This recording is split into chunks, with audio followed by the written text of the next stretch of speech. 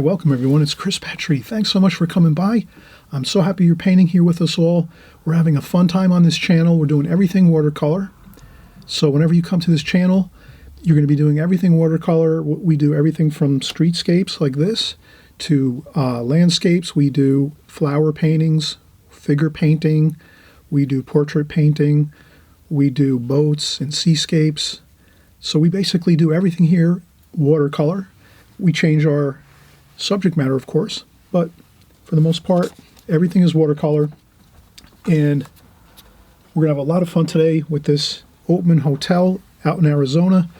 This is a beautiful area of Arizona. There's saloons and sidewalks, and this is a beautiful old, from the 50s, the Oatman Hotel.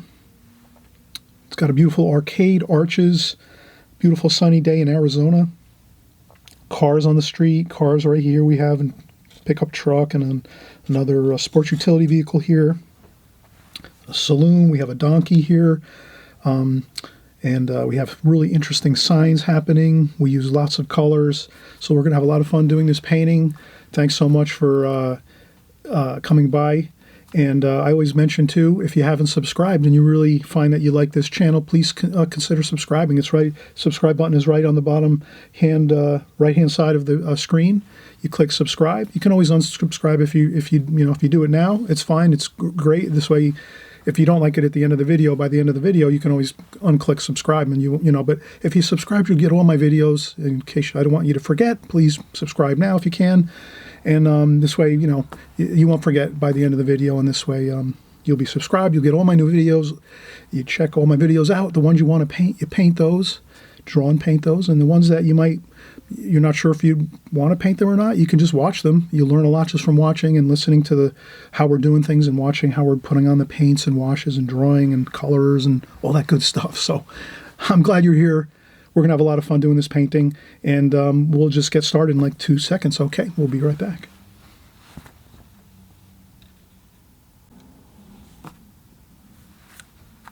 All right, everybody, we're getting started again. You just saw the finished painting. Always on this channel, I like to start out the first part of the video just to kind of showcase the painting that we're going to do in most cases.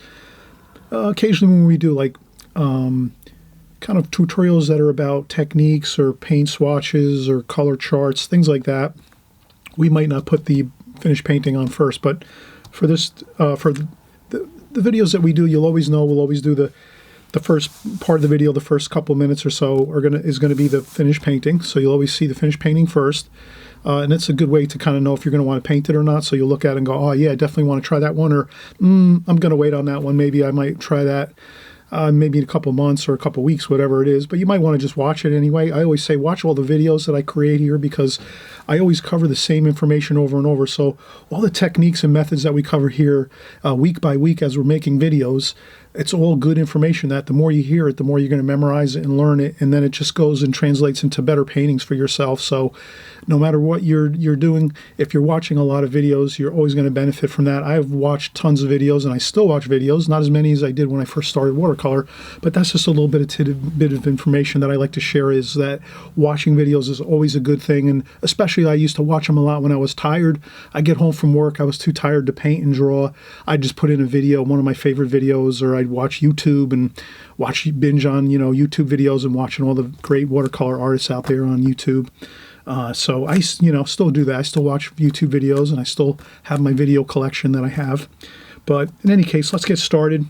So we did see the finished painting. So now I have an extremely light sketch of the painting so that we didn't have to take too much time on that.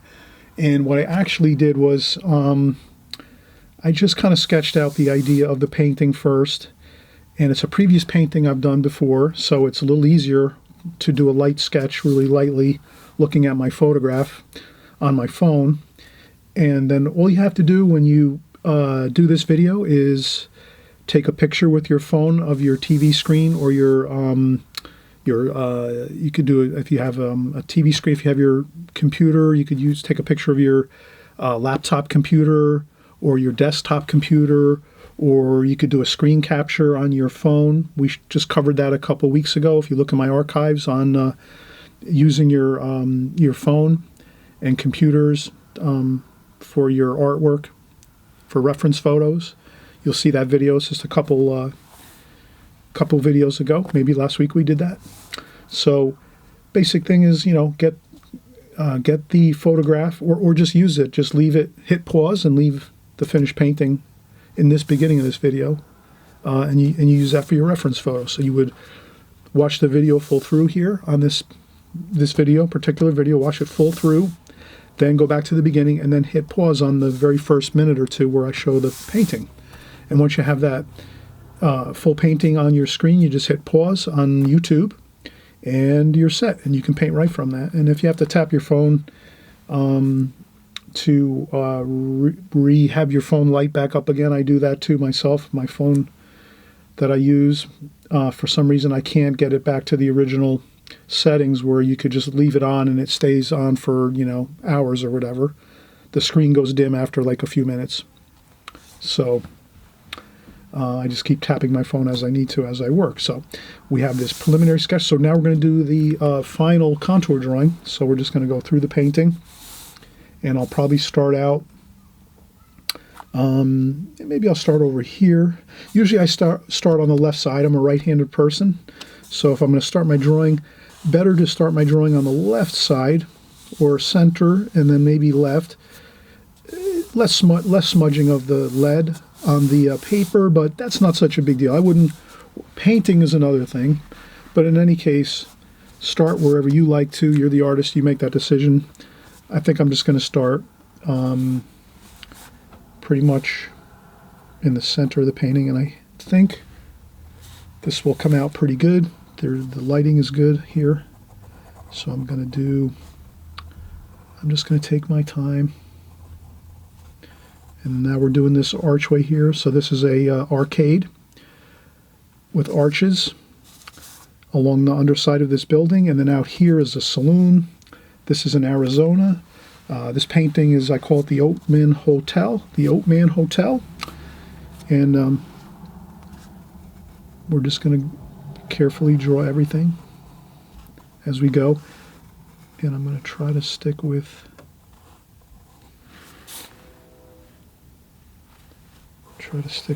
the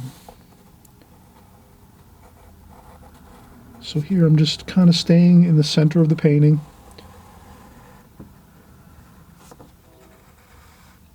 It's kind of good if you can stay in the center of the painting.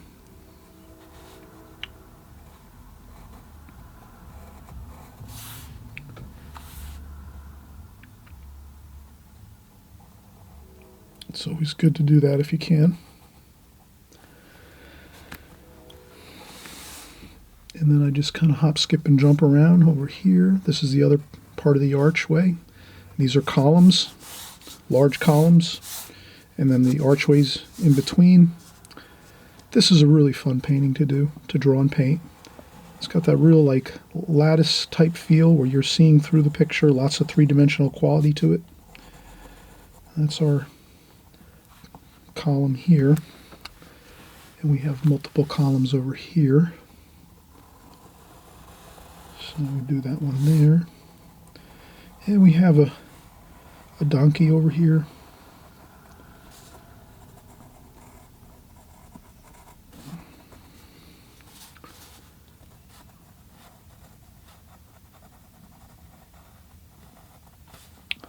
And I'm just contour drawing around.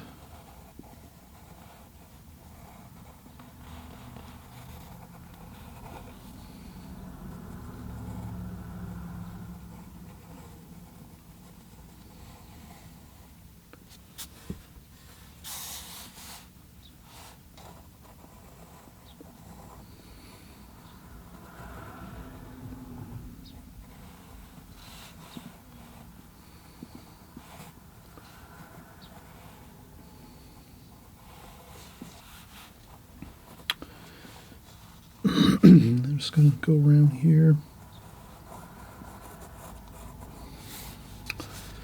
And we have the eyes up here.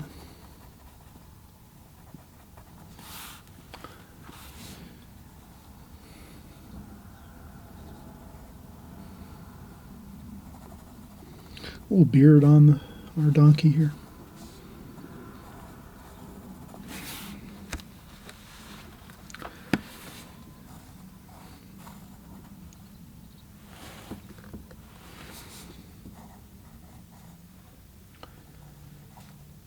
And we have some things kind of trailing into the distance. This is a bench over here, I think, too, as well, in the distance. And always remember, when you're painting and drawing, or in your artwork in general, you can always leave areas that you're drawing, let's say, and painting, areas that don't have to be exactly defined or spelled out 100%. So always remember that your human eye, when you're looking at something visually, art paintings and the TV, pictures, books, whatever it is, whenever you're looking at something, your eye only has a small, limited amount of vision that you focus in on, and can see very clearly, and everything is in really clear focus. So your eyesight has a limited area, somewhat like if my hand's like this. So if you can imagine your eyesight, whenever you turn your head, you're seeing everything very, very clearly and crisply in this amount of space here, and everything on the outsides is more fuzzy and dim. So if you can imagine, if someone's looking around your painting, or if they focus on the middle of your painting like here, the areas on the outsides are going to kind of be more fuzzy and not as clear in focus. So if you can remember that when you're doing your painting and your composition, when you're drawing and painting, you can just recall that, you can maybe make one area your focal point where you do most of your detailed work, and then the rest you can kind of leave soft and not as detailed. Maybe the colors aren't as bright and exciting. So that's just an idea with your paintings you can kind of use. Hopefully that'll be helpful. You're the artist. You can use this idea, or you may not like that idea and you just want to paint it, everything kind of the same. That's fine too. That works. But just an idea, a technique that you can use, or a method that you can use to sort of make it a little easier when you're doing your painting. So I'm maybe not going to get as detailed on every section of this painting. I might leave some areas where I don't have to make every detail critically accurate. Some areas you can kind of just leave a little more loose and free, and let the colors blend and homogenize together. So I'm going to continue here. We've been drawing here now for a few minutes. I think I can draw a little more, but I will take a break in a few. I always like to take breaks, and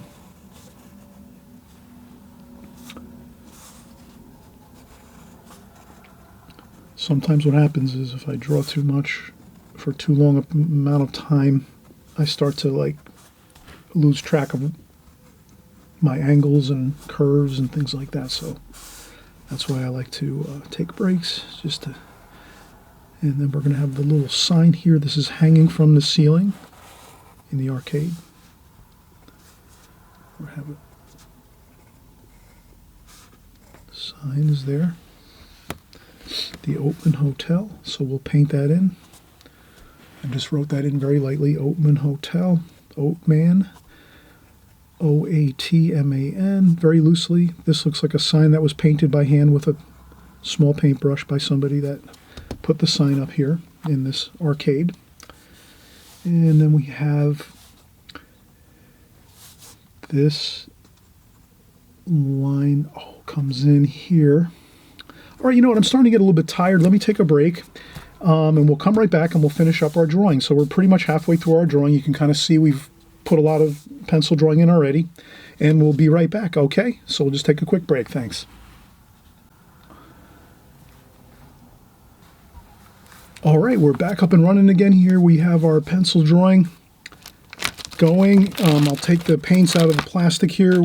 I have this in a refrigerator. I have a small, one of those small mini fridges in my studio, and I keep my palettes in a plastic bag in the cool refrigerator, and they stay great. I could leave my palettes in my fridge for months, and usually they're pretty good for the most part. So a little bit of mold on a few colors, but nothing too that difficult. So we'll take our palette out now because we're going to be starting to paint soon. So I'll just put this over here.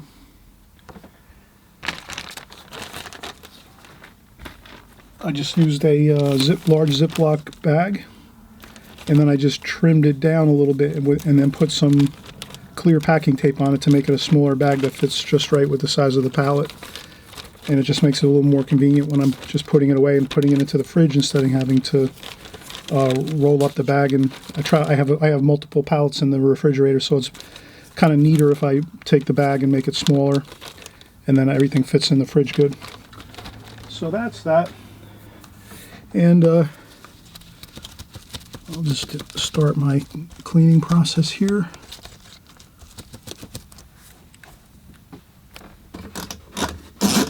So I just usually dip a paper towel in my water container, clean, fresh water. I change my water container all the time when I'm painting. And I just clean up the palette. And then maybe a little bit later, after we're done doing the drawing, we'll just take off some of the mold. There's a little bit of mold on the cadmium lemon yellow, so we'll do that. Not a big deal. All right, so we're going to finish our pencil drawing. We're pretty much, we've done we've done good here. We did a good job doing our drawing, so let's continue to do our pencil drawing. So I'm just going to finish up here. This is the soffit area, which is the ceiling area inside this arcade.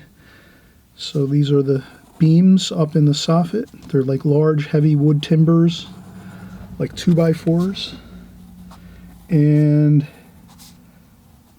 so we're just going to make the 2x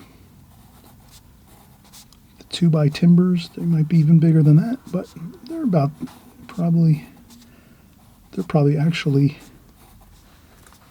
3" by a foot or more. They look like heavy timbers, so we'll put them up here. And that's good. Once we have those lines, we're good enough. We're going to paint that all in, and we're not going to get too detailed with that. We just want to make sure we have it looking good. And then I'm going to look for my phone.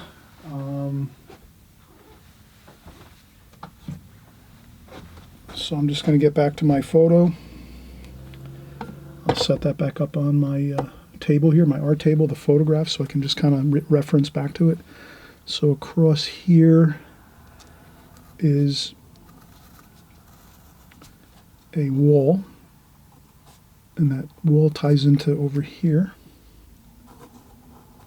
like that.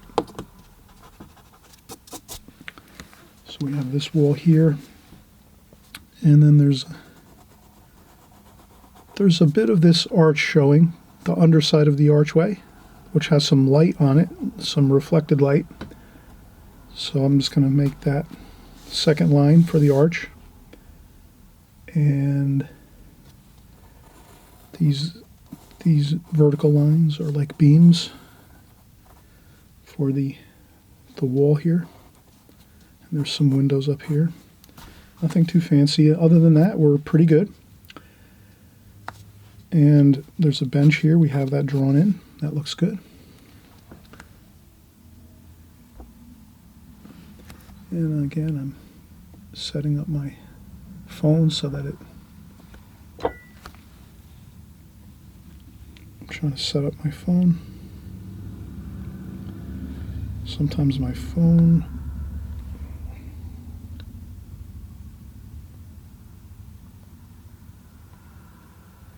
there we go.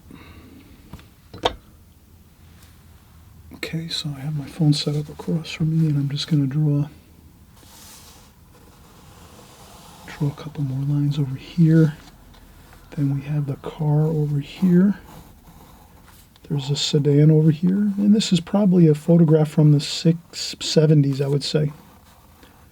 Late 70s maybe. So there's like a 70s style sedan over here on the right.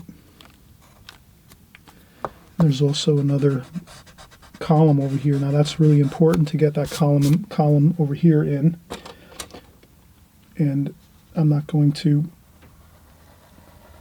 make sure it's here on the painting, and then it slowly slopes up this way like that.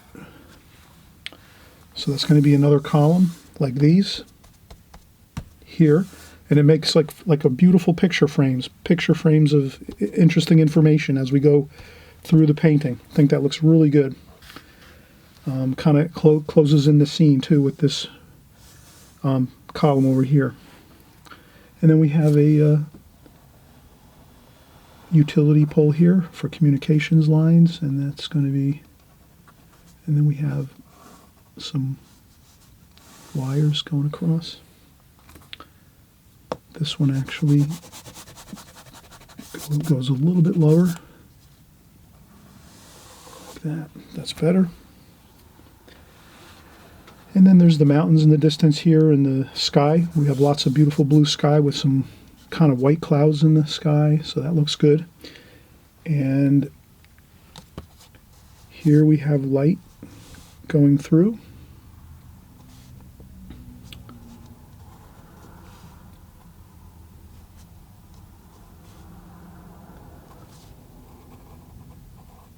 That's another column here. And then this one is like that. So we have some sky over here. So now, this is really a good time to mention that if you're doing a painting where there's, I would say areas you might have like a background, and then you have a foreground, and you have areas where you have sky, then some structure, these columns, and then you have sky, columns, and then more sky, and then columns. So sometimes when you have something like this in a painting, the best way to kind of keep track of it when you're painting is to maybe draw like an S here in this location for sky, and then an S over here for sky, and then an S over here for sky. This way you just kind of, when you're painting, you won't paint over your sky area with maybe the golden color of the columns that we're going to paint. So if that makes sense. And then sometimes too when you're painting, if you want to leave white paper, you can put a W where the white paper, you want to leave that paper white, you put a W in that area, and then when you're painting, you'll see that W and go, oh, that's right, I don't want to paint over that, I want to leave that white paper. Can you see how that works? So it's a help to kind of do those little things. They might seem a little bit mundane or kind of maybe too overly detailed or bothersome, but they really do help a lot. So that's what I'm going to do here. I'm going to make sure I put my S's for sky over here and over here and over here, where between the columns, and then over here obviously that'll be sky, but I just want to make sure I don't paint over those areas with a yellow and brown paint, because we're going to make this all golden yellow and brown. It's going to look really beautiful. So we're going to continue on here. And so I think we're looking pretty good here. Do we have anything else? I think there's some interior parts of the car here. And then there's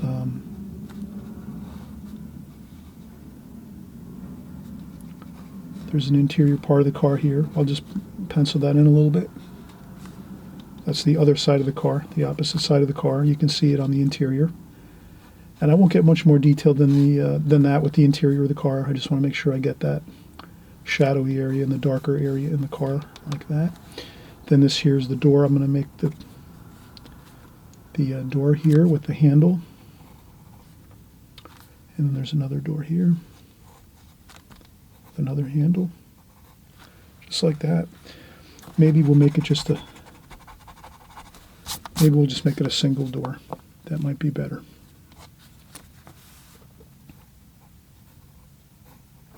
Like that. And that's good enough to tell the story of a little handle on the door of the car. And that's about it. We have everything else good. This over here is like a van in the distance over here across the street. So that's a little bit a van over here. And then there's a pickup truck over here.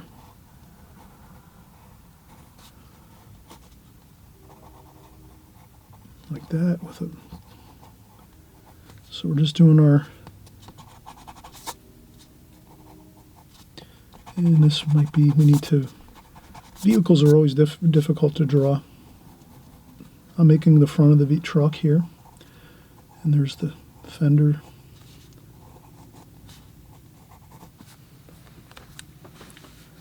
And it looks okay. It looks good actually. That's a good pickup truck looking pickup truck there. The mirror is always good to put on the pickup truck or the cars. Always helps to have the mirrors on there. It really helps to have the mirrors. it just looks like something's missing if we don't put those mirrors on the vehicle. We're so used to seeing them all the time on the cars and the vehicles that they have to be on there.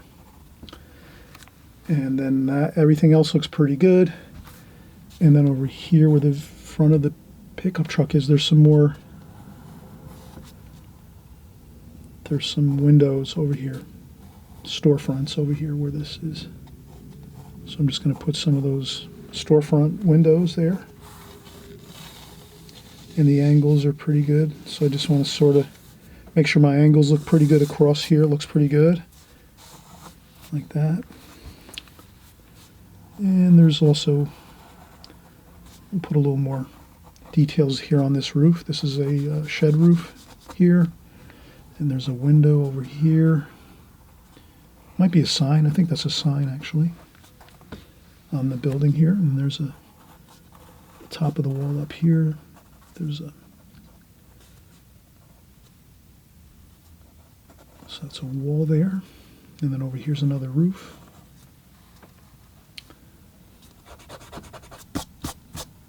This roof comes down like this. And there's a mountain over here in the distance, like that.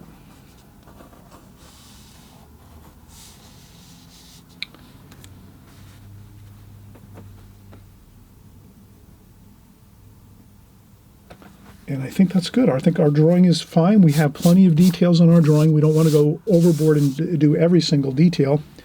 We have our signs up here. Let's do one more thing here. Let's do the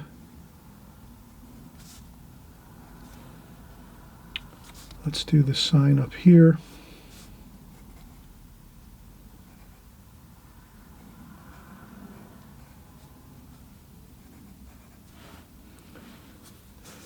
And then just a little bit of, I just scribbled a little bit on the bottom.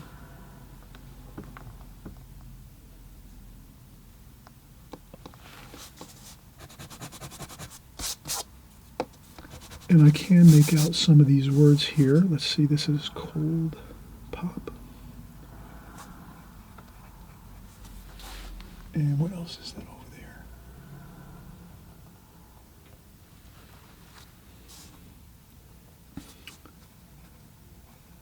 I can't make out the other words, so I'm just going to leave it like that. And then over here is bar and cafe. So there's the R over here. And then cafe.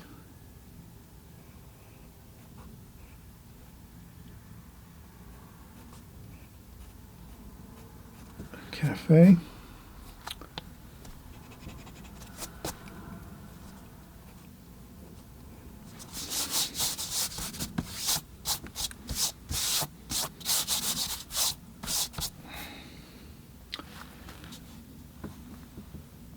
And then there's one bar over here. So they just have a little bar painted onto the column here, letting people know there's a bar over here. And again, I think that's fine. We have plenty of the drawing done. We can go in and start doing our painting next. There is one more thing we can do. The signs here.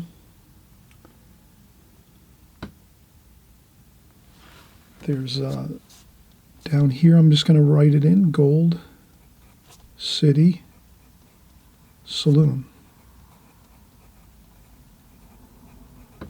That's on the bottom of this sign. That's underneath this arcade over here by the ceiling up here.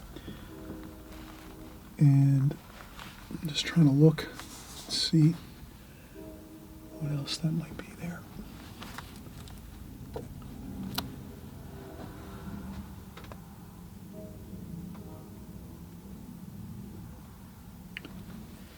Okay, that's it. And then there's another.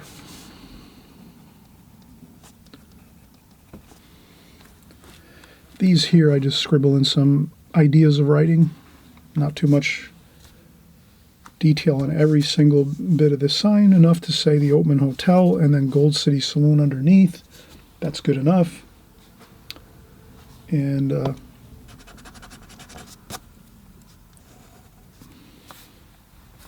that should be good. Okay, so we're going to come back in just a few minutes. We're going to take a break, maybe 5-10 minutes, and we'll come back and we'll start painting this scene. And I think we're going to have a really fun time painting this. We're going to say, before we start, let's get our light insignia on the top. Our light insignia should be up here. It's the light's coming from this direction somewhat.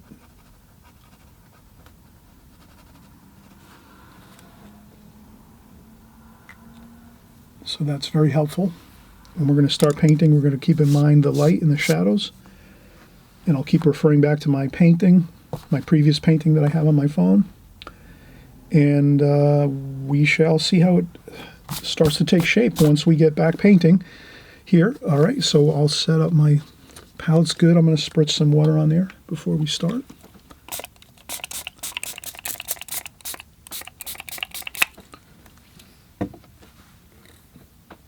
Okay, we'll be right back. Okay, we're ready to paint, everybody. Let's get started. I always start out with fresh, clean water in a water container. This is a Holbein collapsible water container. Really light, really good. It's got a metal handle on it. You can hang it on things, or you can just set it on a table. That's fine. You can collapse it and squish it down to make it smaller if you want. But this is really good, and I also use a canteen as well, so I have that. And what we're going to do is start out, we're going to use the alla prima method. So all of you follow me all the time, you know alla prima is just basically we're going to start in one place in the painting and just work from there and keep going. And we're not really going to be doing any overwashes and anything like that. So that's basically the method we're going to use, the alla prima method. And I'm just using my reference photo, and I'm going to start out with some of the darks and medium darks over here on the right side. And then, actually, I'm going to start over here. I should start over here since I'm right-handed. I'm better off starting over on this side of the painting and working this way. But as long as you let everything dry, you can rest your hand on your watercolor painting once it's 100% dry. So that's not a problem. But when it's drying and it's still a little bit damp, you have to be careful not to rest your hand on it. So the best way to kind of keep yourself disciplined like that is just try to start on the left side if you're right-handed and paint the painting this way over this way. Or if you're left-handed and you're painting with your left hand, then you're starting over here, and then you're going to start painting on this side of the painting and you work this way. So that's just one little helpful tip that might be good to know as you start your painting, what side to start on. But I'm going to start where I just feel comfortable starting. Maybe years ago I would start on this side and then just work this way. I want to start over here on the right because that's where the darkest darks are. So I like to start at my darkest darks first and then work through the painting that way. So the only thing I forgot, let me grab my...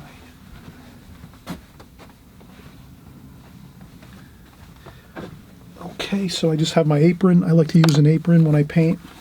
This is a larger painting. This is like 12 by 14. So when I'm doing a larger painting like this, I tend to use my apron to dry my brush off. And it's an easier way to dry the brush off a little bit faster. And let's start out. So I'm going to do some browns. So we're going to mix some gold colors and some browns, some burnt sienna, and some golds, cadmium yellow. Okay, this might be good to start with. Let's see how this looks. So we're going to do this. This is the front of the building over here. Looks like wood. It's in shadow. Warm and cool everywhere, so get some cool out. I have some cerulean blue. Warm and cool everywhere, so you're going to want to try to get your colors mixed, mixtures of warm and cool instead of just going all one temperature. We'll try to keep these paints mixing. So I'm just going to carefully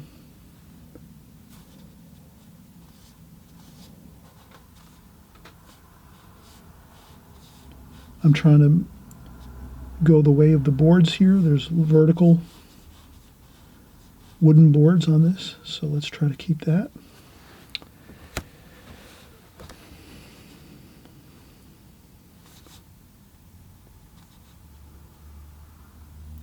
And this side's in shadow,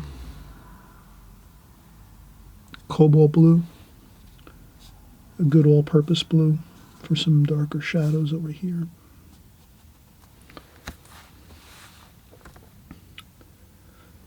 And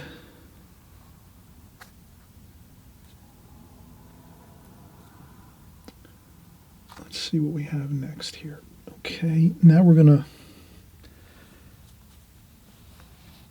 put a little bit of green. I'm going to use some Viridian green here, mixed in with a little bit of that blue, cerulean blue. And there's a bit of a cooler roof over here with some green and blue. So I just take the brush and dampen the brush and kind of get a lighter tonal value here. Like that. And we're going to have more of that brown color, maybe a little more blue and brown.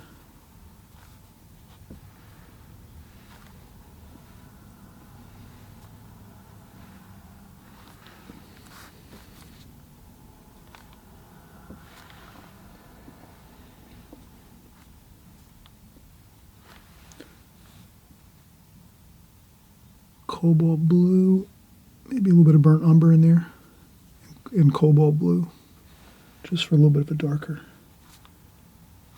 bit of shadow over here, the same over here.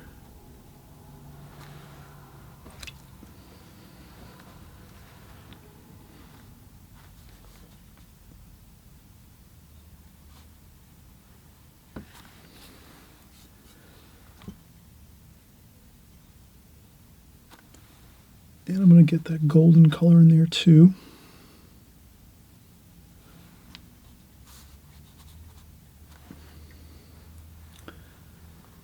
And I just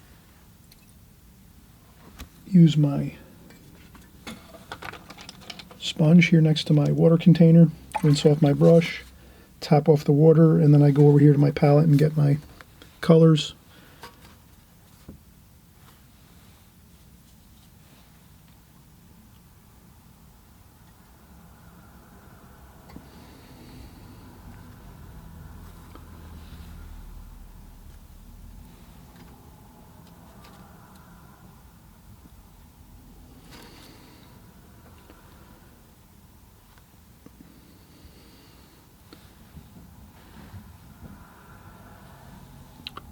And some more burnt umber and French ultramarine blue, maybe a little darker under here.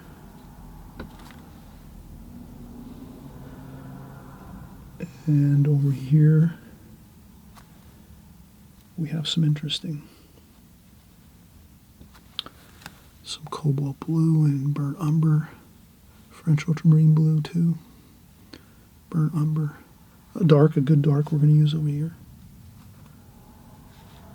Like that.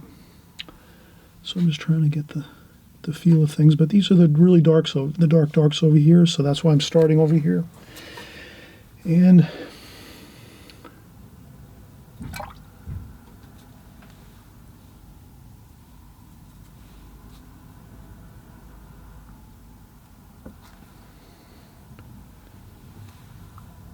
trying to feel my way around. I'm working from the painting, the photograph of the painting that I did a couple years ago. And then more of that wood color over here.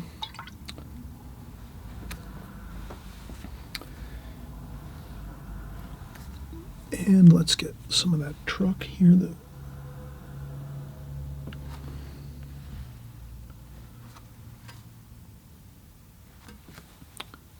Some more of the darks here for the tires.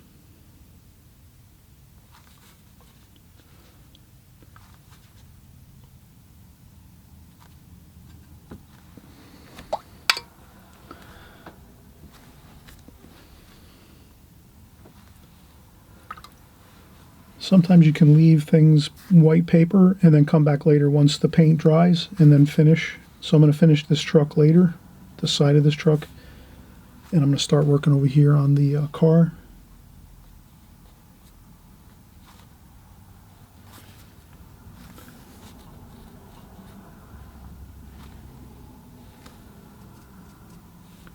And a little bit of a dark over here on the car, the front of the car.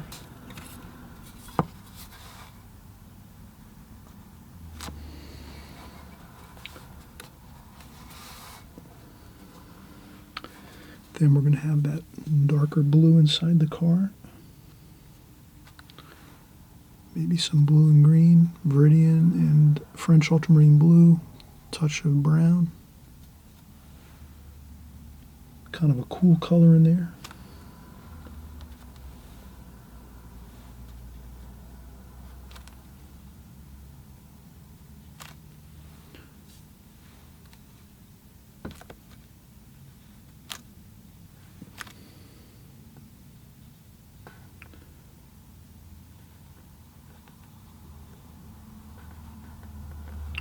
I'm going to get that interior color of the car like that. Then maybe a little more green over here like that.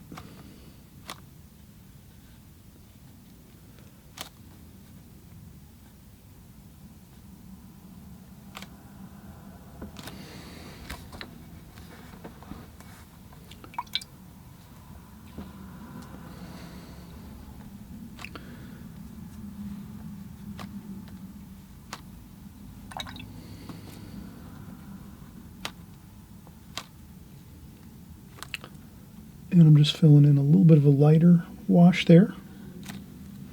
And again, you can touch things up later with more darks. So that's pretty good. It looks fine.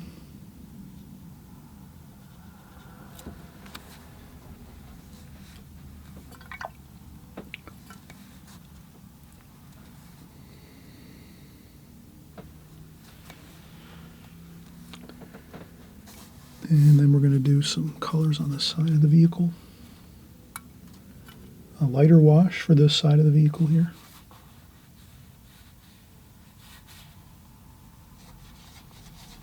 And I just bring that color right into the column. That's going to be okay, I think. Maybe there's a lighter bit of light over here, so I might blot that up a little bit. And then a little bit of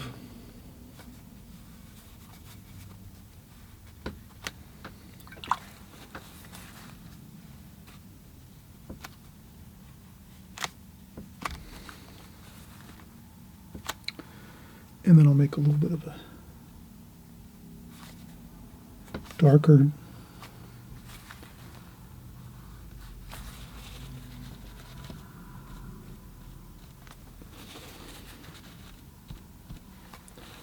and again, you can go back in later and add a few darks here and there to kind of make things look a little more defined.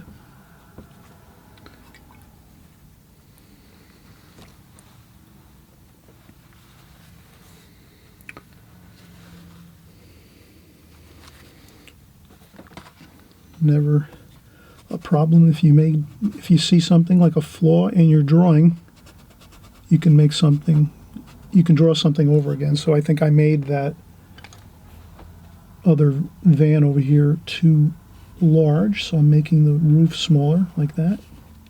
It's supposed to be across the street,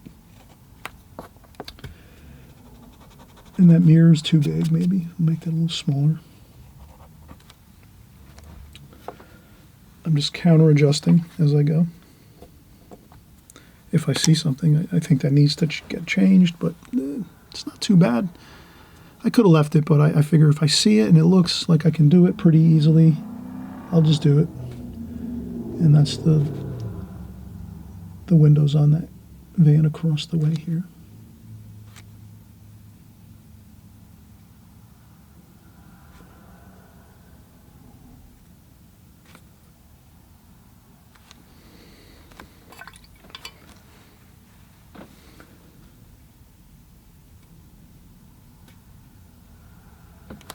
And we can add a little bit of dark and light to it a couple of spots. Make it look interesting.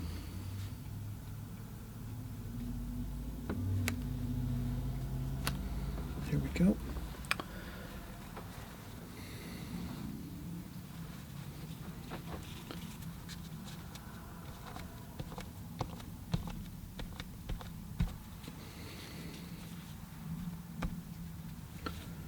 Okay, so what I'll do is I'll come back a little bit later once this dries, and I'll put a little bit of a better darker dark along this top of the door here on the interior of the car. But I think so far it looks good, and we're going to continue. We've done a decent amount. Let's work a little bit more. What we're going to have next is more brown, green, blue, gold,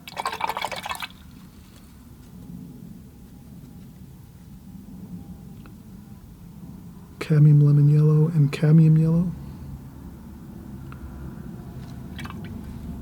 So we're going to want to do that. Now I'm going to take a very, very light wash of some yellow. Put that on the car door and the side of the car, because that lemony kind of golden yellow is coming from here. So we want to add that into the car. It's picking up the reflections of that gold color, that brownish gold color. So we want to make sure we have that over here. And the same over here, brown, burnt sienna, so burnt umber, burnt sienna.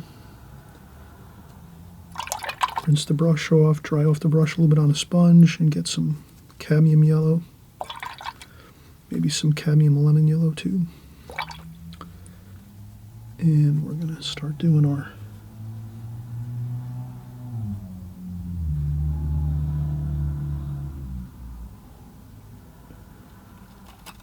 I'm going to do the column over here, like that. And I'll make some dark here and there.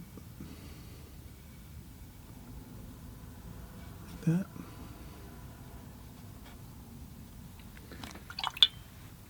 A little bit of yellow paint, just to mix it in there a little bit.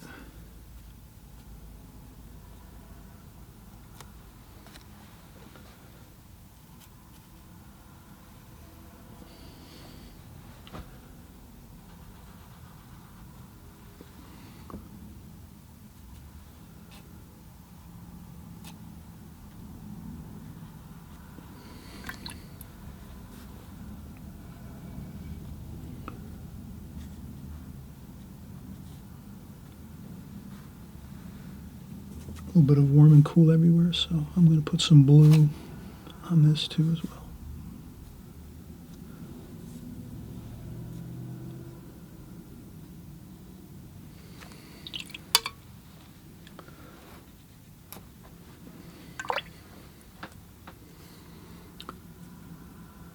Blue, cobalt blue, French ultramarine blue, cerulean blue, brown. Mix up a little dark.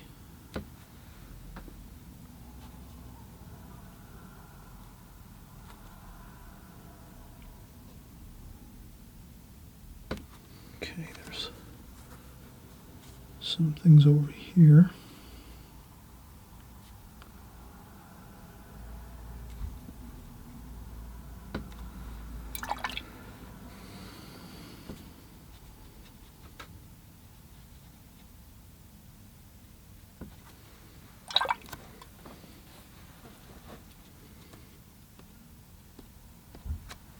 And I lifted up a little bit of paint. Maybe I went too dark there, I think. So that's why I did the, I lifted up a little bit of the paint.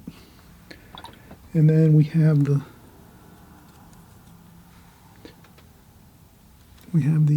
darker darks, French ultramarine blue, burnt umber, burnt sienna.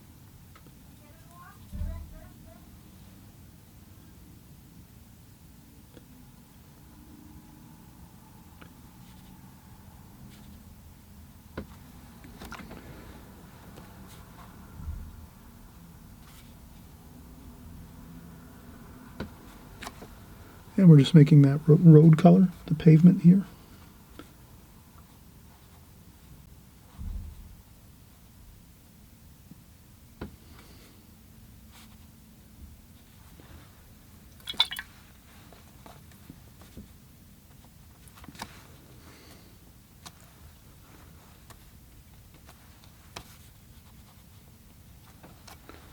Okay, you can see I did most of my concentrated effort here in the beginning where we have all the darkest darks.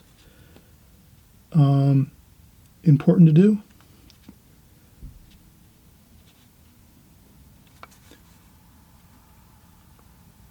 There's not much light over here. This is in the shadow on the shadow side. So I'm doing the shadows over here with blue.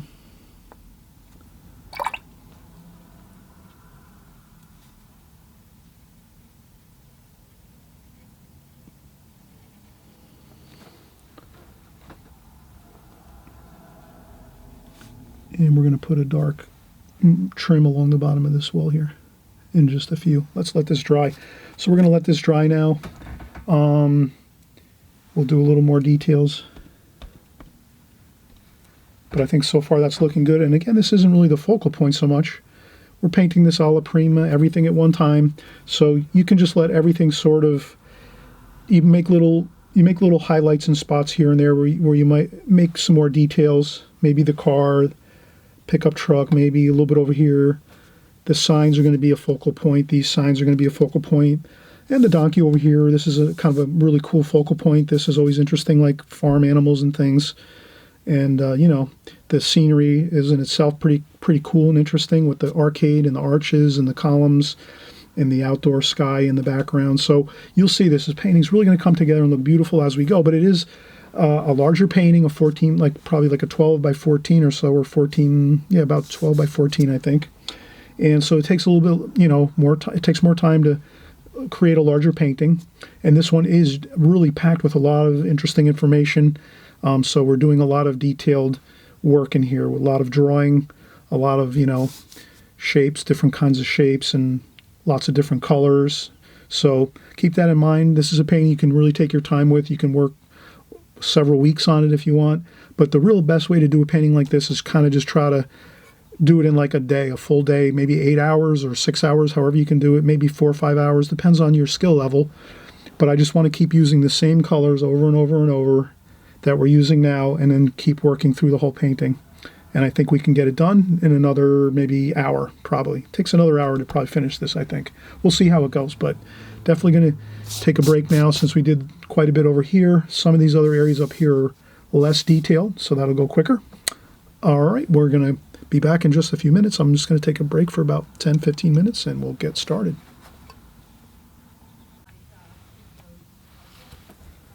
Okay, we're getting started again here. We're going to start working the mountain areas over here. So let's go in and we'll get some cobalt blue, viridian green, a little bit of burnt umber,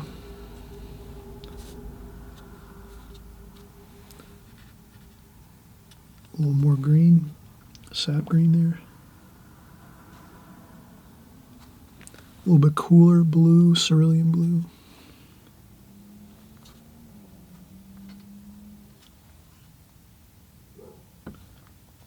And again, I'm trying to keep in this one section on the right here. I think it's good to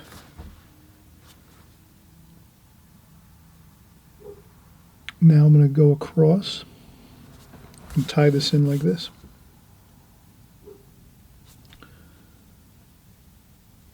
That. And over here too, there's a bit of some mountain over here.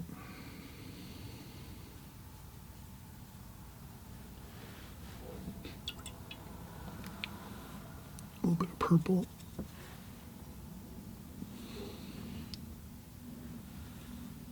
So I'm using a little bit of ultramarine violet in this green grass area, green mountains back here.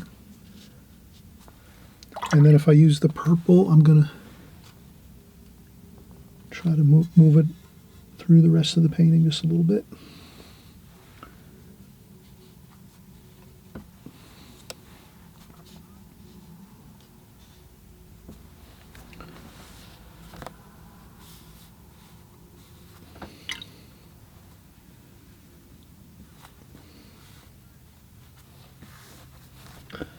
And blend that in.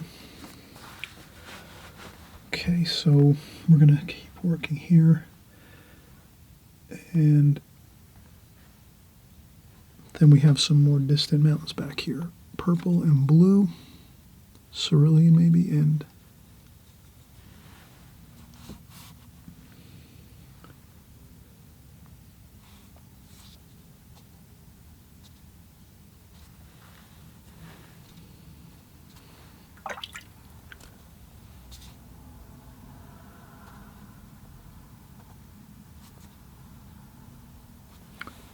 that's just a little bit of a more lighter tonal value and a little cooler maybe with the purple and the blue.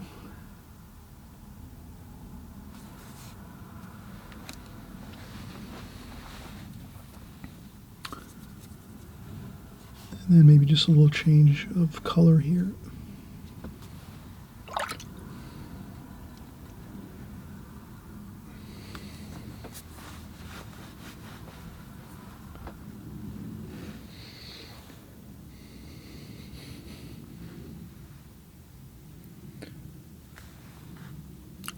And then we're going to make a, let's work on this a little bit more. I'm going to take the smaller brush again, and we'll do some darks over here. So I'm going to go with French Ultramarine Blue, Burnt Umber, Burnt Sienna, more French Ultramarine Blue, a little bit of green. See if I can get this here. This kind of goes across like that.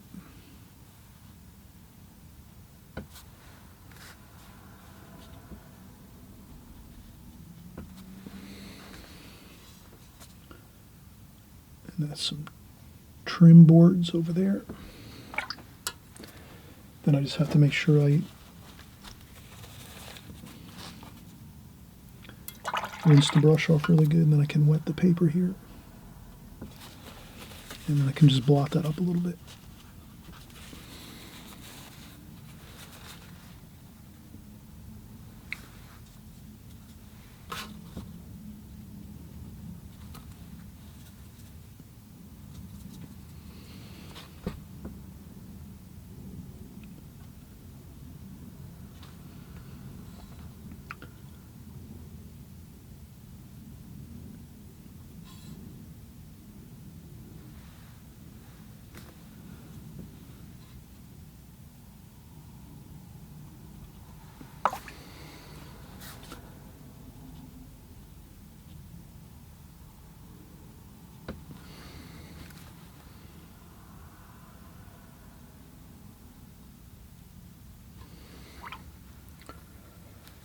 Okay, and I'm going to bring down, this is a metal roof over on this side here, so we're going to leave that, like a metal color. This might be darker over here, some blue and brown. That's a wall here.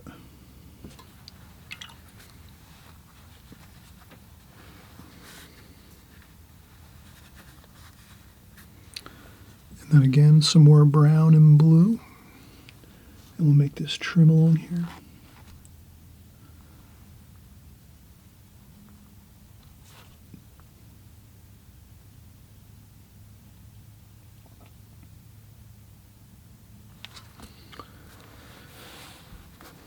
That looks pretty good.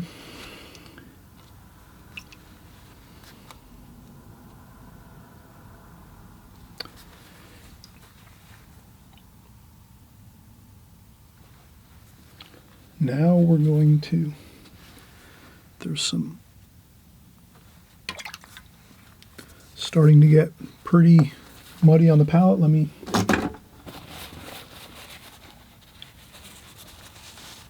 just going to clean up the palette a little bit.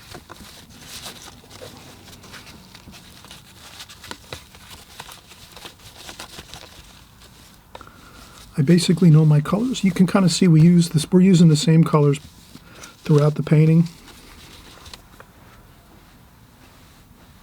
So we'll just continue using the same colors.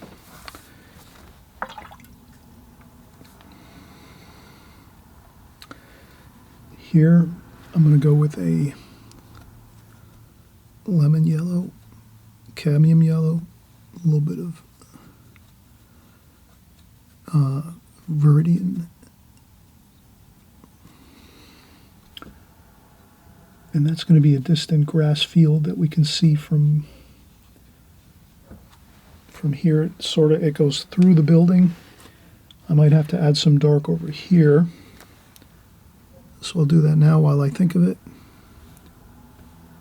Blue and brown.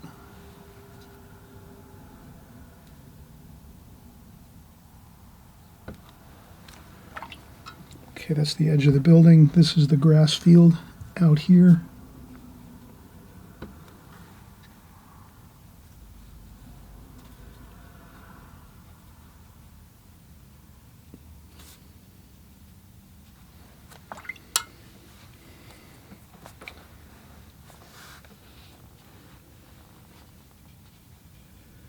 And we could tie that right into the column here.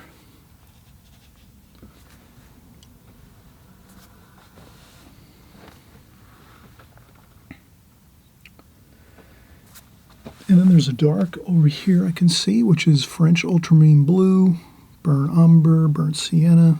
That's like the dark we usually always mix for darks. And that is over here. There's some darks there. And once this dries, we'll put a couple, there's columns here that go like this. So we'll add those in once that dries. So we don't want to add anything in here. This is still wet and damp. And I think we're looking good so far. Some blue in there. Sky color, just to mix in some sky there.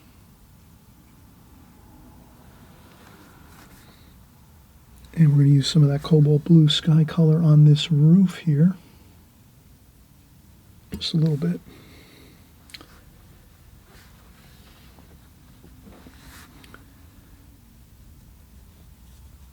And maybe a shadow under here like that, under the vehicle.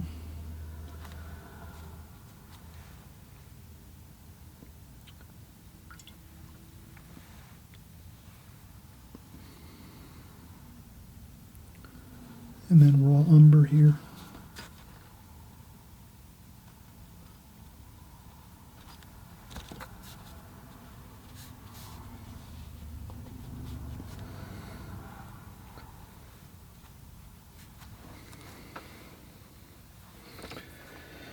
We'll do more touch-ups to the car, of course, like we said, and we're going to do some Viridian green for the windows.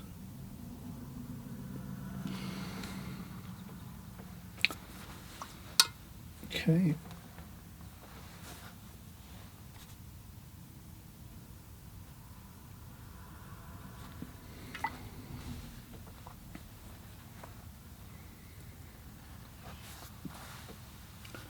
We might use some touch-up paint over here, some white touch-up paint, titanium white, to make the front of the vehicle look a little better. And what else do we have here? Okay, so we're doing pretty good on this section over here. I think we'll keep working this way. So we're going to try using some of these colors over here. So this is like the hills over here. So we're going to take that.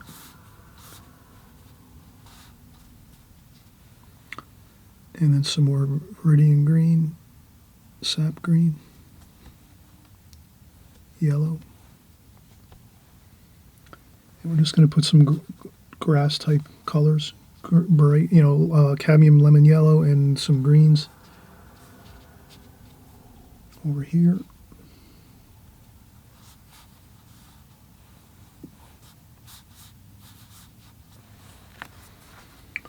And a couple of greens over there to sort of repeat that idea of the greens and the yellows over here too as well. And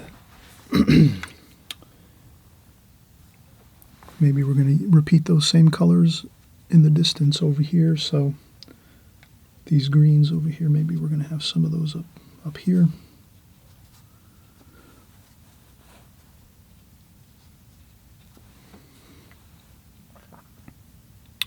Sap green, viridian green, burnt umber, cobalt blue.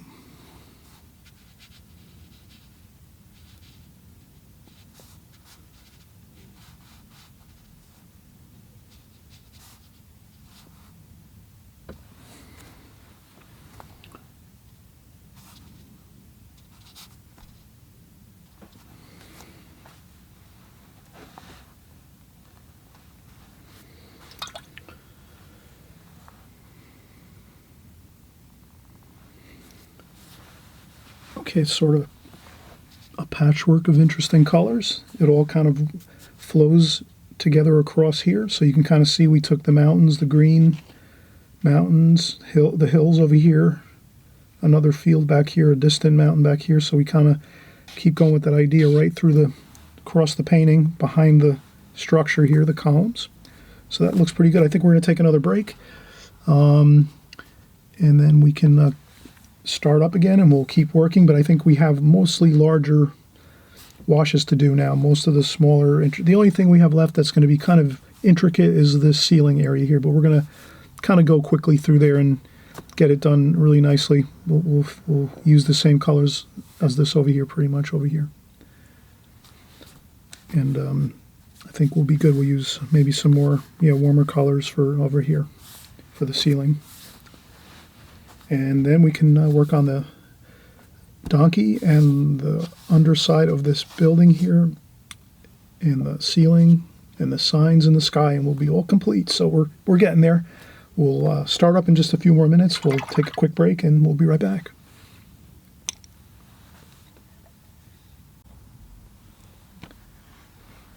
All right, we're starting up again here. We're working, continuing on.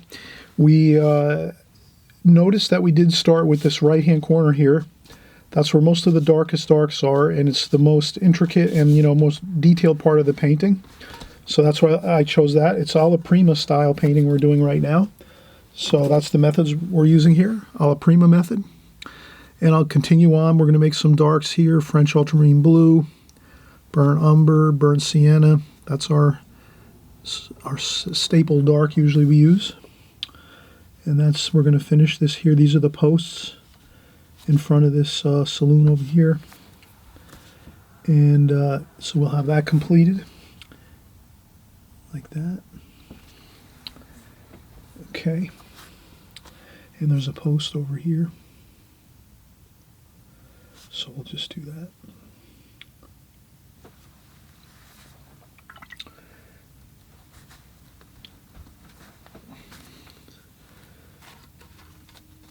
And we'll do a door over here.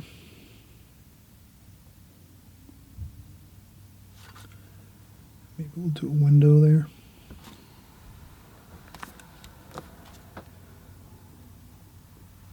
Like that.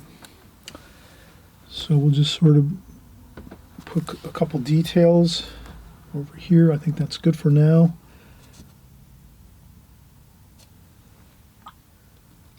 Rinse off the brush, dry it off on a sponge. So I'm using a sponge next to the water pail.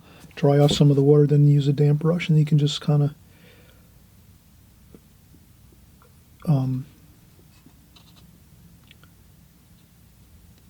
smooth that wash out to the right. Maybe a little more cool there. A little bit of coolness under there.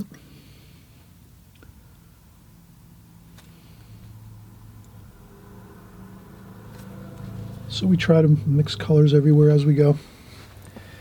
And let's see, what else do we have here? Okay, let's continue over here. This over here, we're going to use burnt sienna, burnt umber. We can make a good mixture of this. burnt sienna, burnt umber, raw umber. Let's go with a little bit of orange and red there. And then we're going to start doing our ceiling here.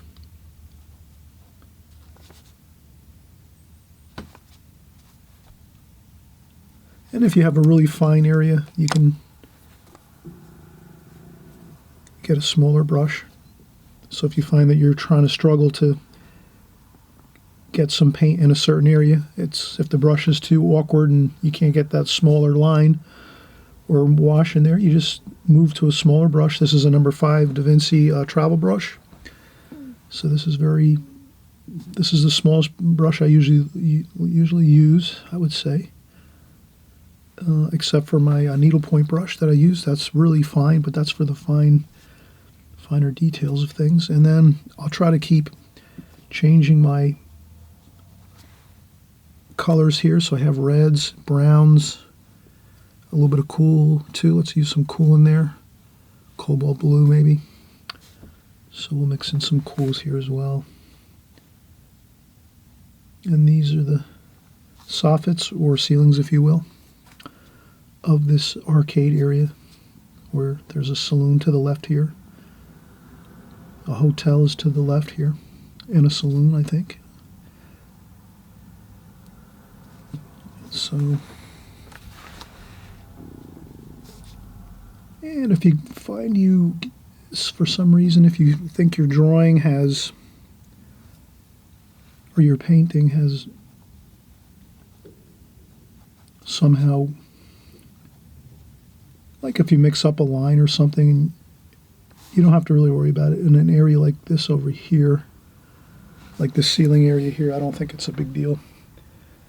Not too many people might really look at that really, and kind of critique it or think about it all that much. I think people will understand that's a ceiling area over here, underneath the arcade area, the arches, and the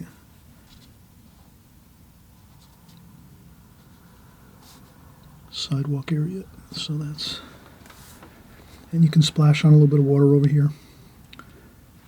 Mix and mingle the colors, maybe a little more cerulean blue, more of a cooler. A couple of splashes of that. I rinse off the brush, dry it off on the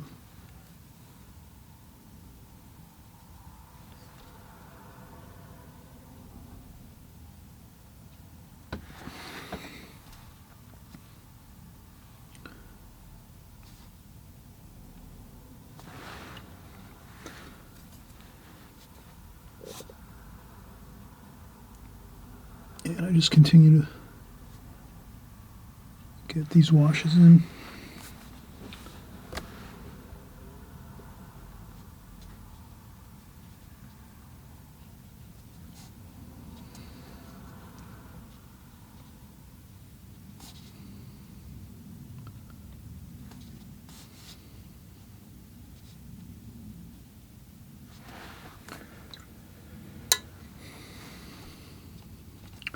And then I might splash around a little bit and just have this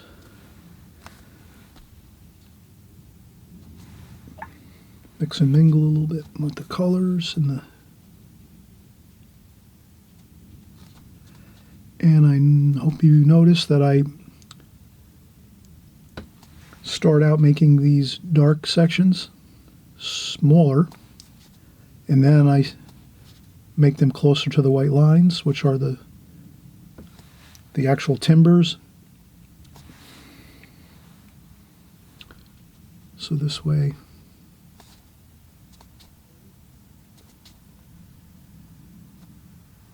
like that. That looks good. Then there's some more darks over here. So I'll do the same thing. Burnt sienna, burnt umber, a little bit of French ultramarine blue. And and I'm using this smaller brush again to get some of these details in over here.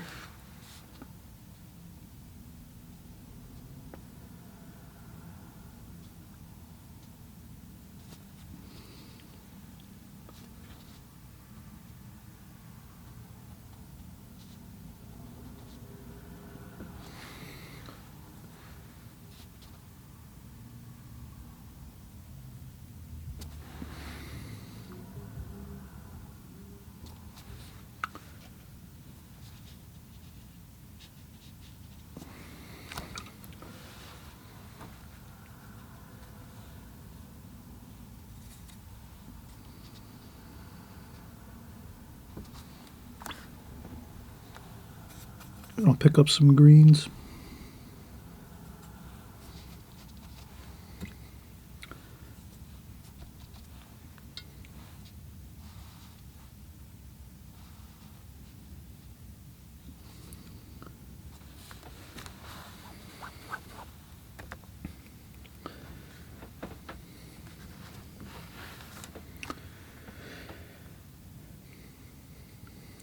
Okay, now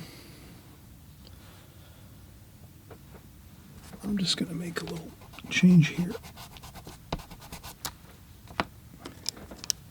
Again, feel free to, if you see something you need to change for your drawing, you just change your drawing a little bit.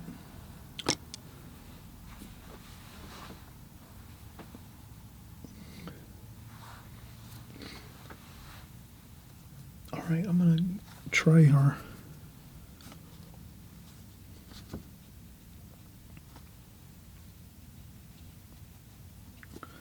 we're going to paint in our donkey now, so we're going to do some darks over here.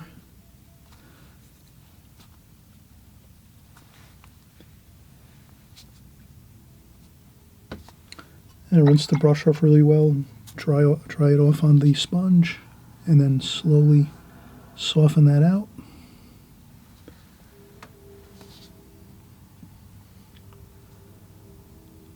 Like that. And there's a little bit of shadow under here. And a little bit of green. We'll mix in a little bit of green and blue. A little bit warm and cool. And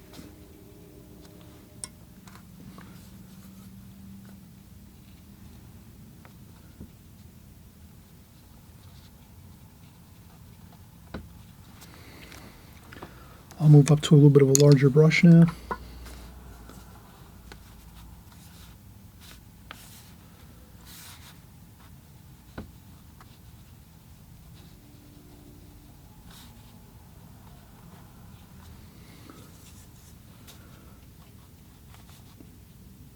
So it's a little bit darker under the belly of the here, and I rinse off my brush, dry it off on the sponge.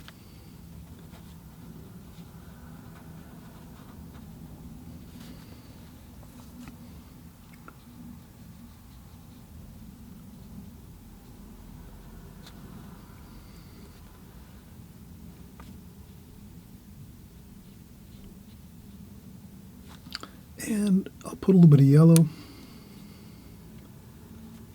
in that wash, just a little bit. I can paint into the column over here, like that.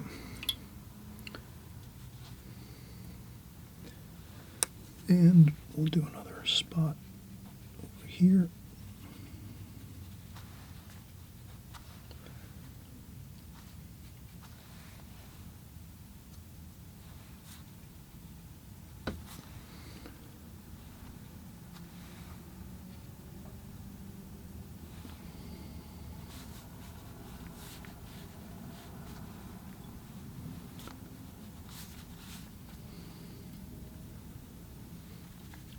And a little bit of darks over here.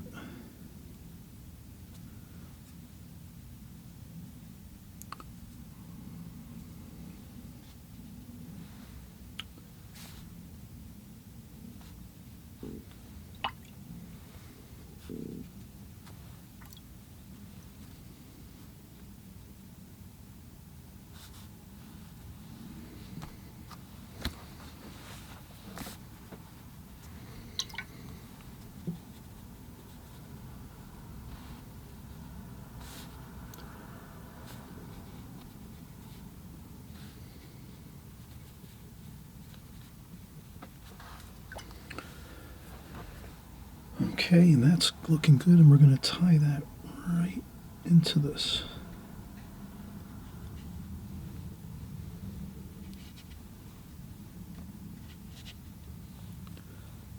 And then as I go into these post areas, column areas,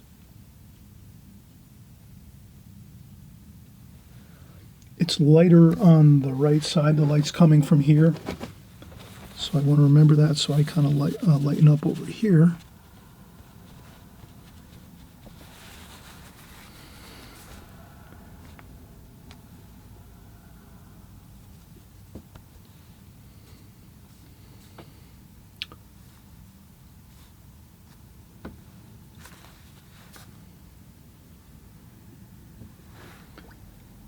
Then I'll keep working up this way.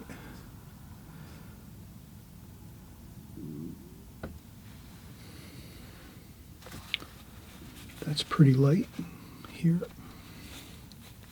A little bit darker there.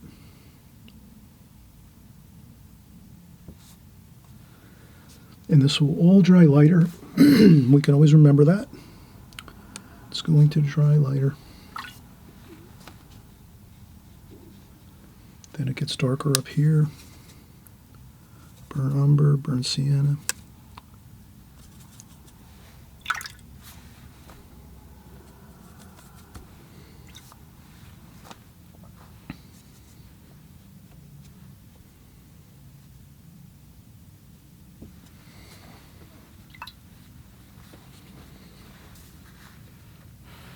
Okay.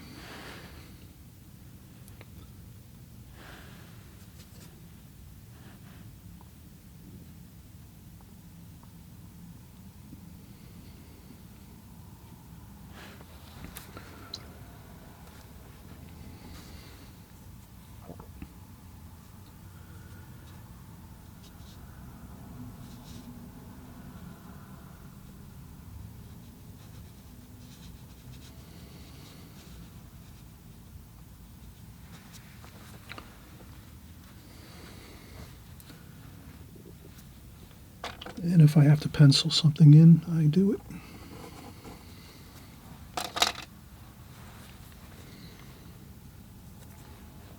So if I miss a line or something, when I do my drawing and I forget a line or I miss a line that I forgot to put in there, or I just never got it in there, I put it in while I'm painting, just so I can get it in there and do it.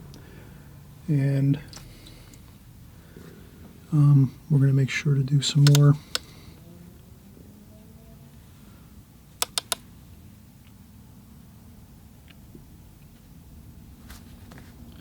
Again, we try to put in some of that purple, violet, ultramarine violet, here and there. The only thing I'm very careful is to make sure I want to add it to the areas that are dry already. I don't want to add in paint where it's still damp as much as I can help it. It's kind of a good habit to have. To try not to do too much adding of paint to areas you just painted. So we've done this already. Now we've got, I'll go with even a larger brush yet. This is a number 12 round brush.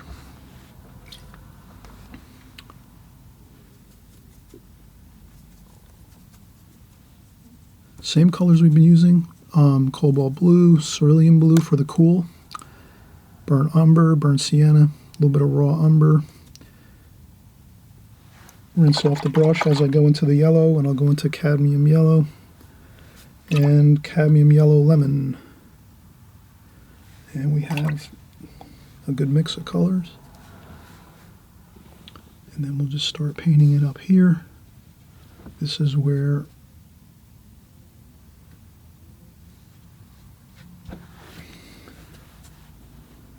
we add a little bit of mysterious shadows. And you always remember that when you're painting,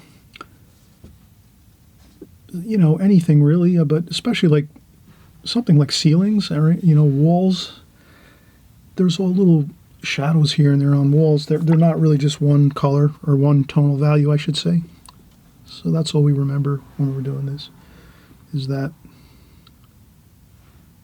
we'll put in some yellow, try to infuse some yellow into this.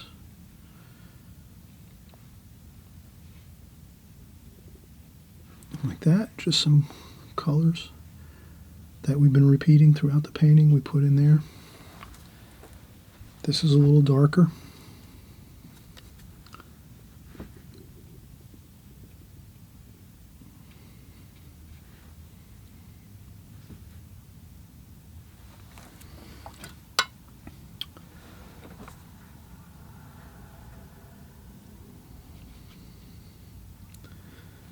And this is lighter. So it's more water, less paint.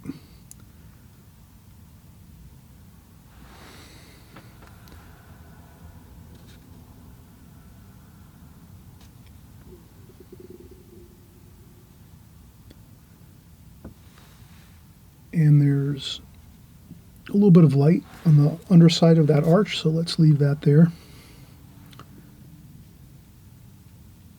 I tried to leave a little bit of white paper, dry paper, in between the top ceiling area and then the wall here. This is a wall, like a vertical wall, straight up. And then this is a ceiling up here, the underside of the ceiling. So this is a little darker, and then this is a little lighter. So we can even blot up a little bit of paint from there, just to get it a little lighter in tonal value. And this is good, this top section. And then we have a dark we'll put in over here once this dries. We have a dark we need to put in there. This looks good. And we have some blues that we can,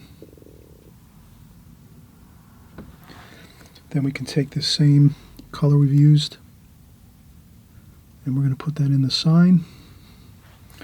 Rinse off our brush, empty our water. The water's getting muddy looking.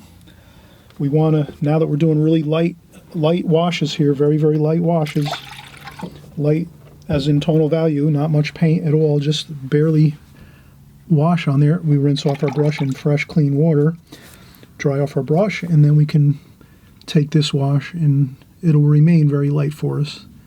Now, if we had muddy water in our paint container and we hadn't emptied it and put fresh in, we would run the risk of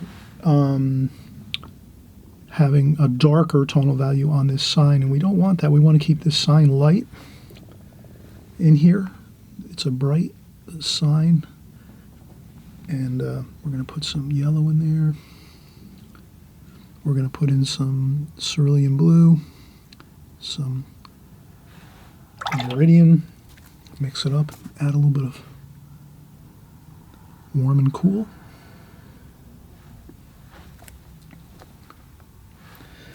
That will dry very light, so that's good. Okay, so that sign is completed.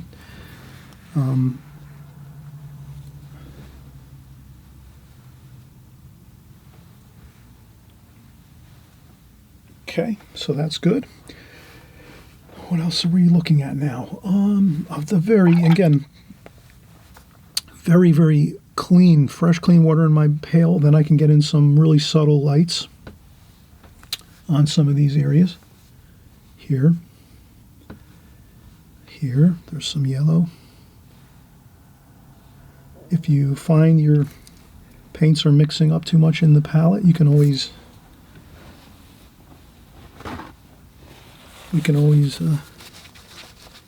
just blot up some paint, one section like that,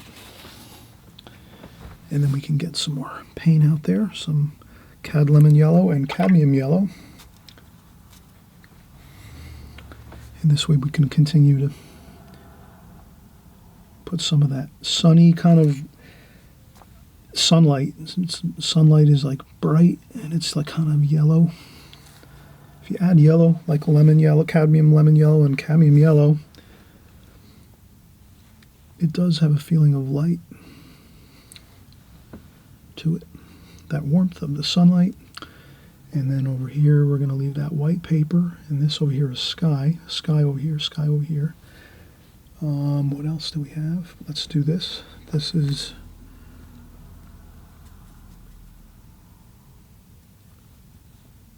cerulean blue, viridian green, cerulean blue, cobalt blue.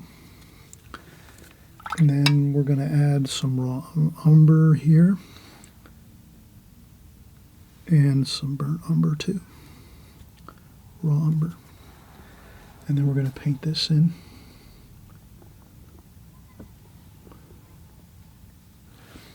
Now what we can do is add a little more green to this. And that'll just make it appear to be a little different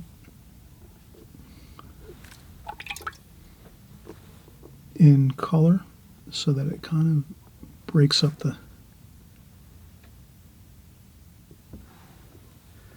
It'll break up the colors of this. A little color change here makes this stand out, this column stand out a little bit more, makes it look more different. And then burnt sienna, burnt umber.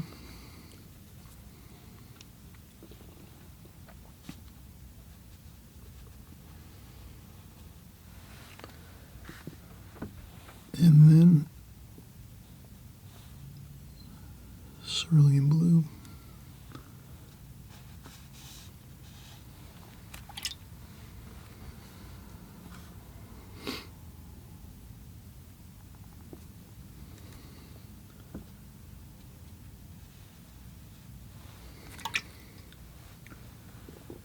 And if it gets too dark in a couple places, you can just lift up a little paint like that. And we're going to go over here and do this. We'll make a little bit of a darker tone with raw umber, burnt sienna, a little bit of blue.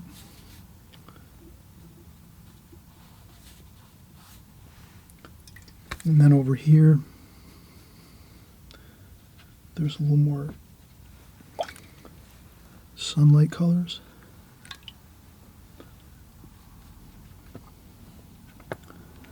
And if my colors look a little bit,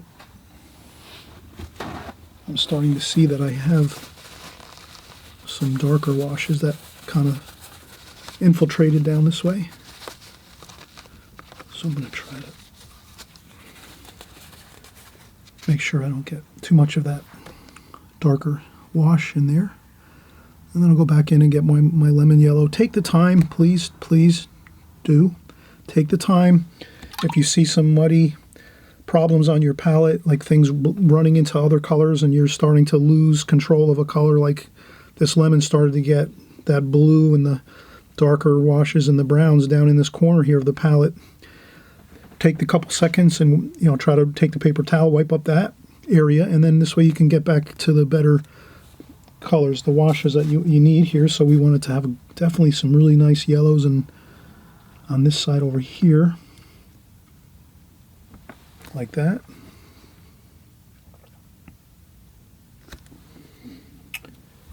And that's why I did that. I want to make sure I can get that.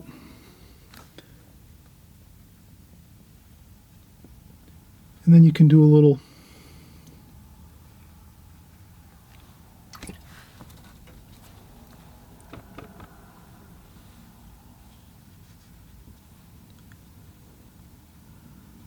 kind of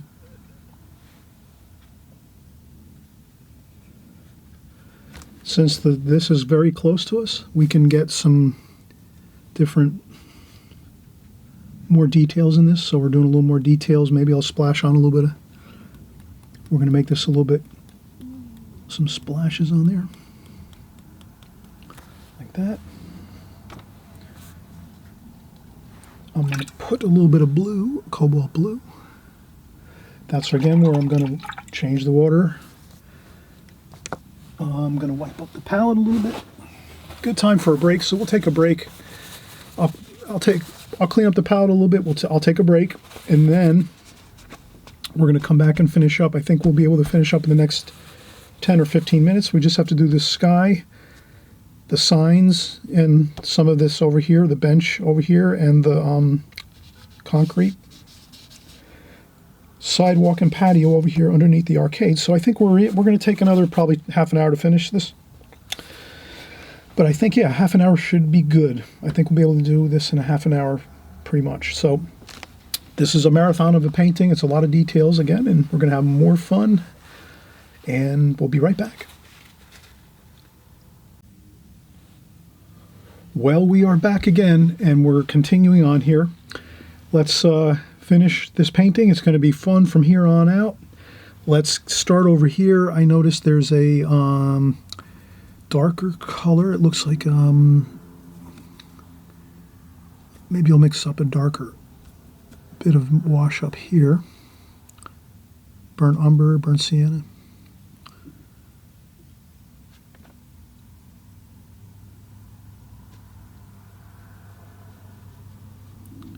There's a darker dark here.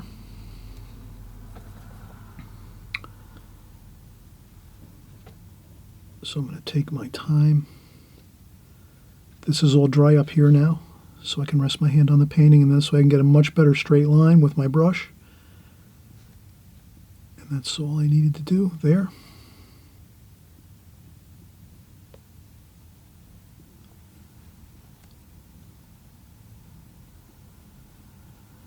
Right along the tape border, and that goes down to about here.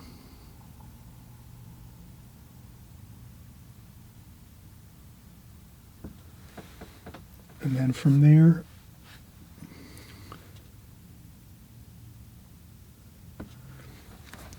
that stops there, so that's a window, I believe, all the way on the left-hand side.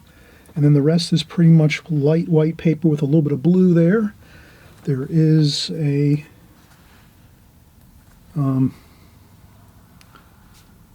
there's something over here, a dark.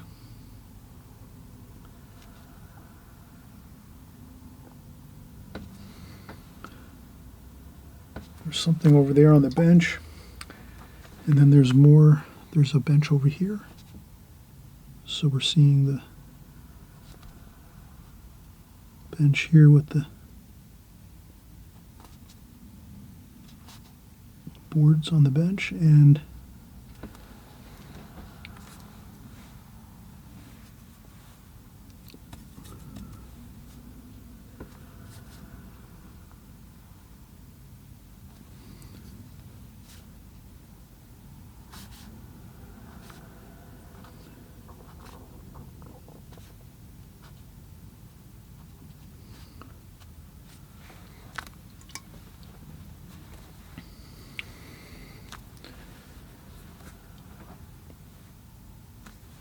so there's that bench, and there's some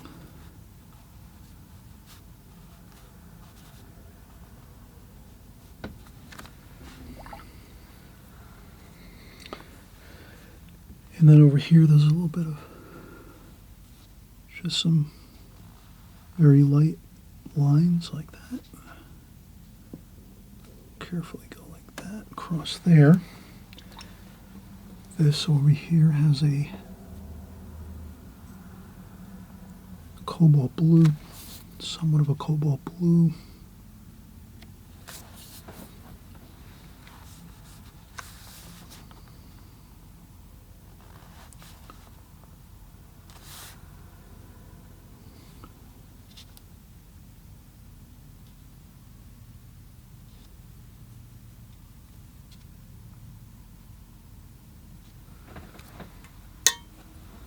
And that is like this here.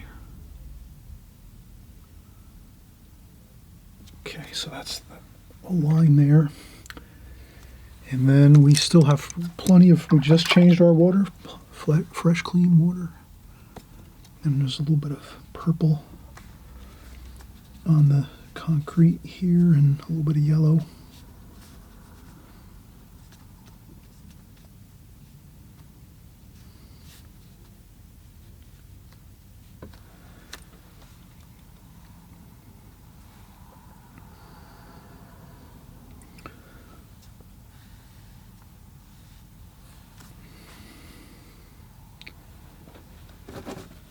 I'm trying to finish this section over here where our donkey is, finish this all, and then just do the sky next, and then the last would be the signs with the writing on the signs, kind of like the gingerbread of the painting, or the final details, the the really nice finishing touches. So let's see, we have a little bit of detail work for French ultramarine blue, burnt umber. We're going to do our donkey's mane here, so he's just going to have a little bit of,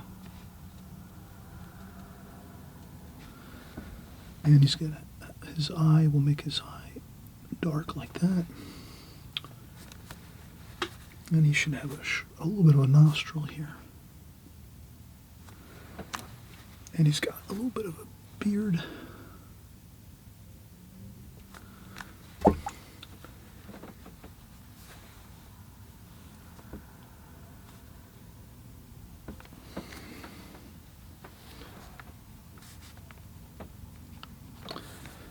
That looks okay.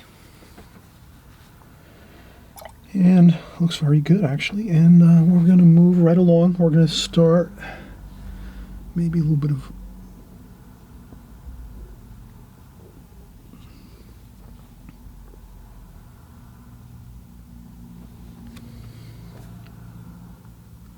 color on those. And as well here, I'm just going to do a little bit of a quick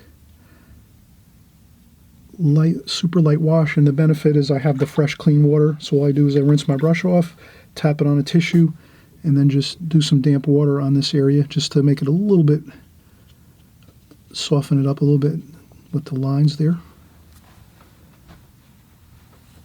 I think it looks better if we kind of just do that. And we can always go in and add more washes here and there. We can make this a little finger painting. Just a little dabs of some, makes these look weathered, these columns and these stucco and old stone buildings. You add a little bit of those details, but not too many, just a few here and there, not everywhere. So if you do them a little bit over here, though, you have to kind of do them everywhere else, or they're going to look out of place. So you do them here and there a little bit over here,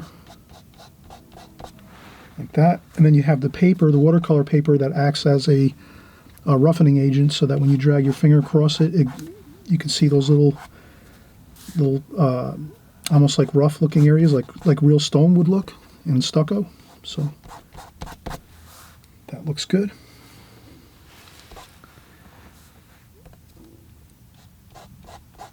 Like that. Okay.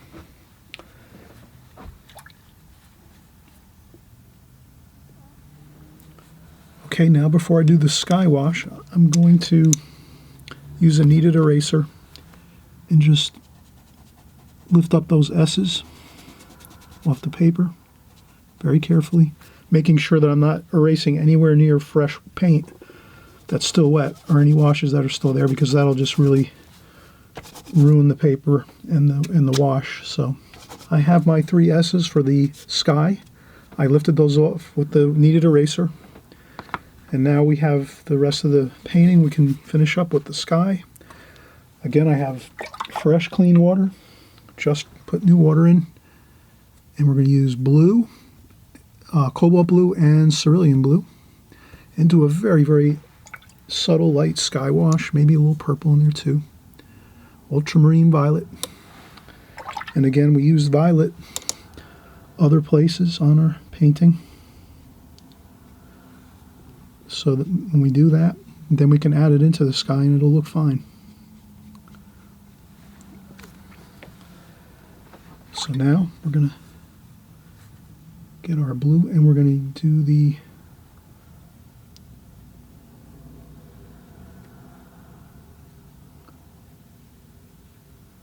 washes here.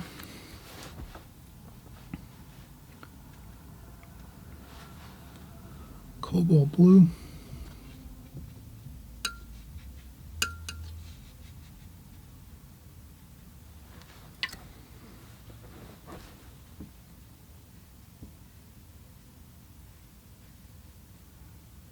You can add some blue to the sides. I would tend to make it darker with a little bit of ultramarine violet up here. Then I would add some fresh clean water, nothing else, just to kind of give this a nice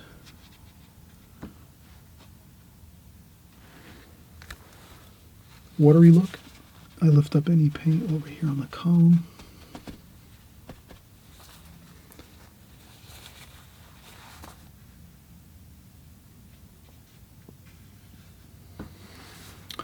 And then I make these clouds and sky area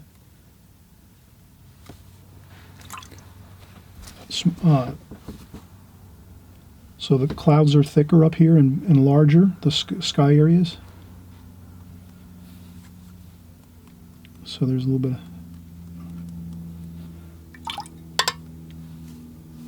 and we're just going to follow the same pattern right up through here so that the eye, when someone's looking at this, it'll look good, it'll read good here. It's going to have those lines that continue on through behind the columns, so you'll feel like it is really back there. That's real important to make sure that your lines go straight through here. Don't paint on the column, of course, you wouldn't want to do that. And you just start it again there. And if you go onto the column a little bit, no problem, lift up a little bit of tissue. And then you have that nice sky wash, and it's loose and not too, we're not fussing over it. We just pretty much put in some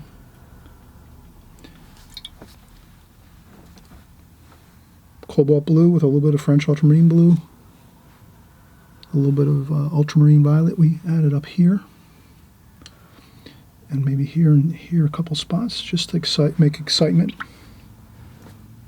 with the wash.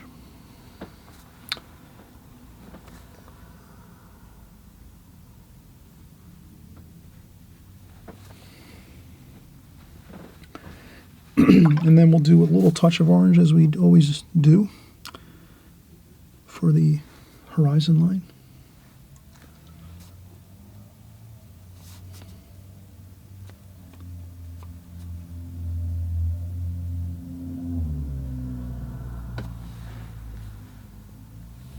And then over here, this is a roof, a metal roof, standing seam metal roof. And we'll get some very, very faint lines on there just to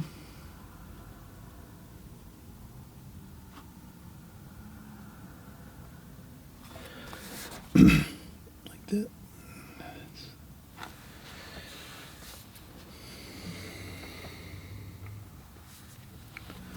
And we needed to add a molding over here, a trim board over here. Let's do that.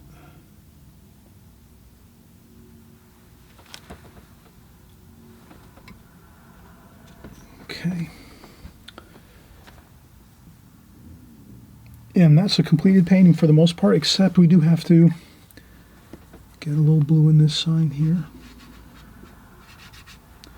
So I just scrub on a little bit of blue here and there. I lift it up with some tissue just to get a little bit of the blue color on there, and maybe a little bit of the yellow too as well.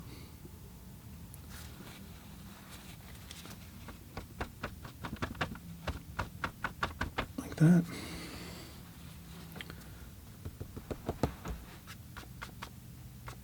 Give it a little bit of texture.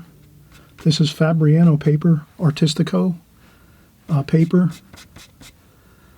and that's kind of helps with the textured paper. This is a rough paper, so it's Fabriano Artistico rough paper, and that you can do the finger painting a little bit and get that rough texture look to it, that, you know, that the paper gives you that extra bit of interesting texture to it. So I think we're pretty good. Almost, we'll just get the last bit of the sign here. We can do a little shadow under here. Let's do a shadow under the sign. Everything is dry pretty much over here, so I can rest my hand down on the paper, but I'm always careful whenever I rest my hand on the paper. Basically, I always make sure I check first just to make sure I'm not leaning into the wet paint. And let's put some blue there.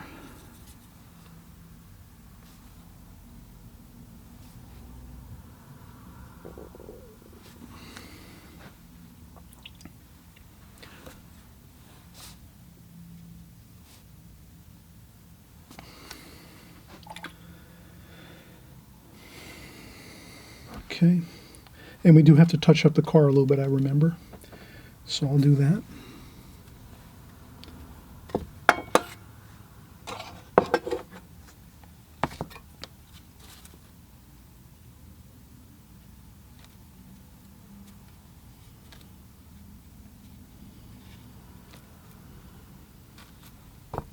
I just make that a little darker and make the line. I made this line here just a little more crisp, so that it looks,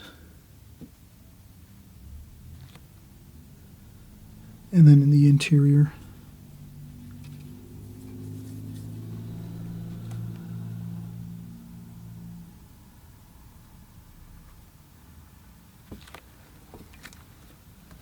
we just make that a little bit more.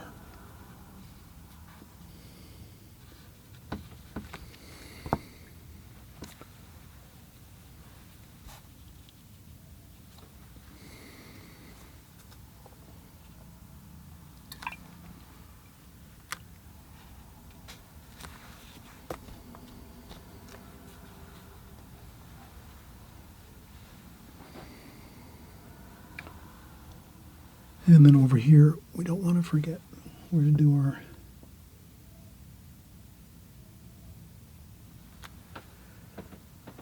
we'll do our mirror there.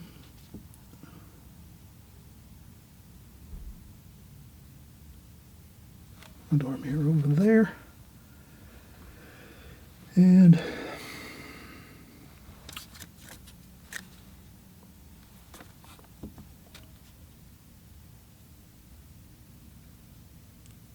couple of the details here on the car.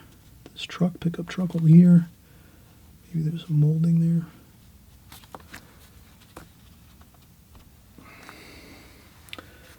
And then we said we were going to use a little bit of white.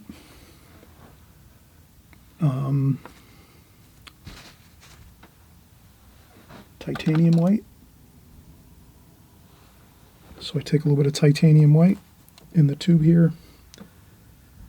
And I use a little bit of yellow ochre, and I put a little bit of yellow ochre in that top of the tube, mix that with the white, just a little bit, just to make it a little bit of a warm white, and then I can just add a little bit there to the front of that truck. And my lights are flickering here. My apologies.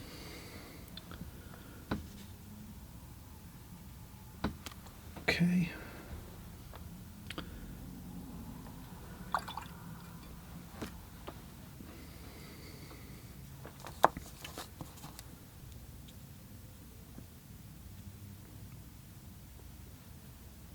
There are some storms in the area, so I think that's why we're getting the flickering of the lights a little bit. And then we're just going to do we did do this wash just a second. No, we did it like about 5 minutes ago already. So you can just see I'm doing the telephone pole there. That's all I needed, just that little bit.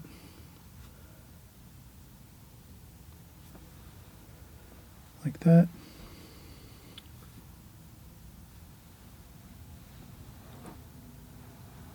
Probably needs to be a little thicker down here.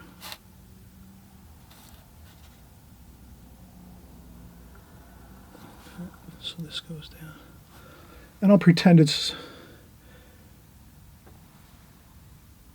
I think this would look better if I go right down through the picture here over here. And this is how it really was in real life, I remember. So that's why I'm going to do this.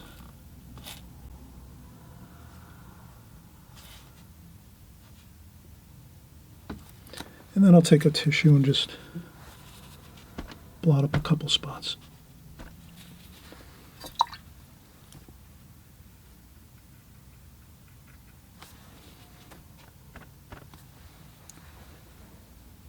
and that's fine. Okay, and now we're gonna take our needlepoint brush,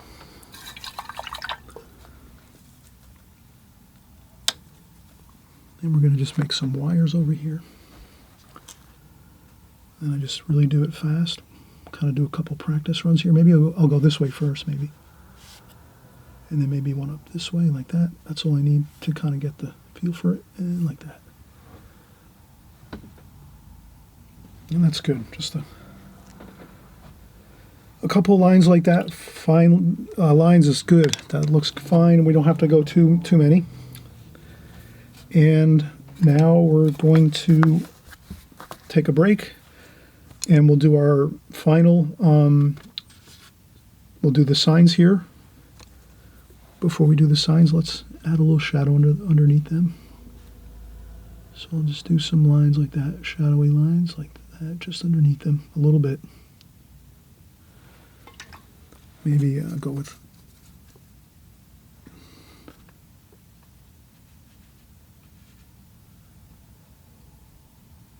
like that.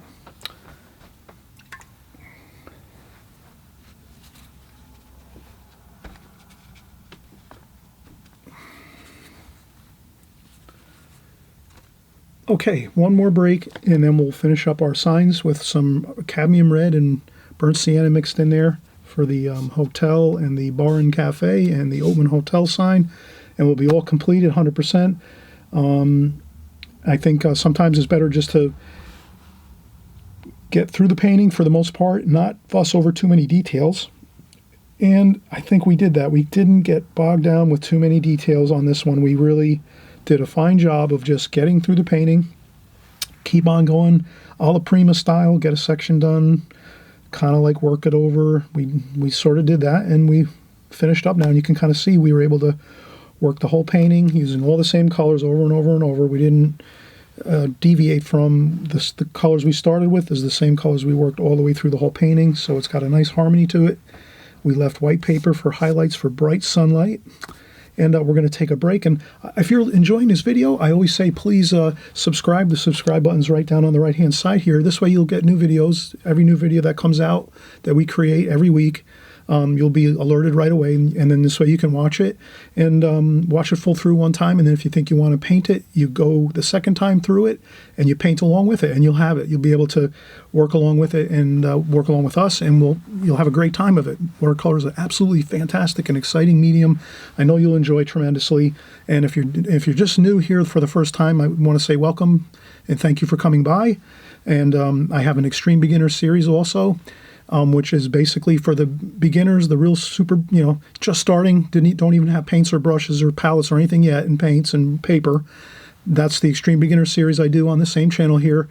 And if you watch those videos, it's more geared towards just maybe beginning and starting out with, the more simple palettes, simple brushes, not as expensive gear. This video here is more expert level or advanced beginner. So this is like advanced beginner but even if you're an extreme beginner, you can try this painting. Why not? I would myself, and there's no reason why you shouldn't. But in any case, keep having fun. We'll come right back and just finish these last few spots. And again, thumbs up if you like this video. And we'll see you in just a few seconds when we'll finish up our calligraphy here.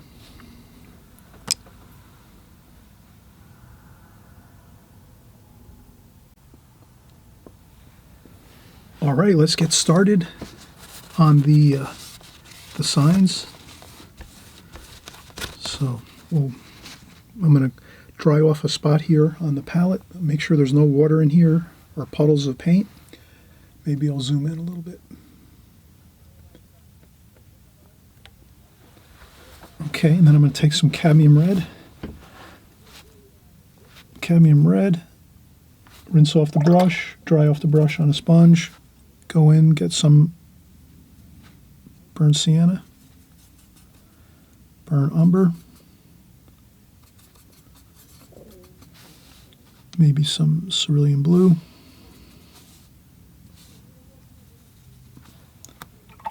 This way we have a lot of variation. If we just went in and used just one color, it wouldn't look so great. So we're going to mix around a little bit and we'll get this started.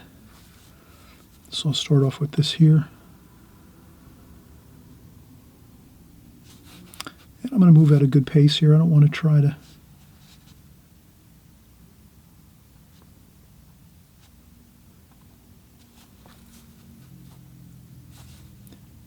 and then I'll add a little bit of darker spots here and there onto the already painted in areas.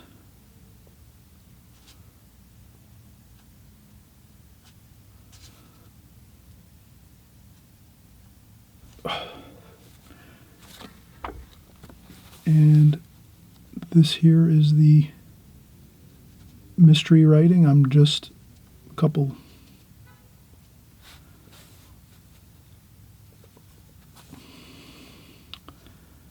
this is gold.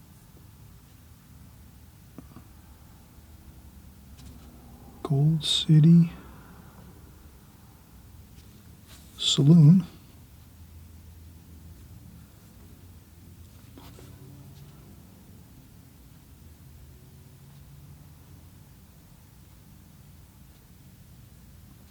There we go.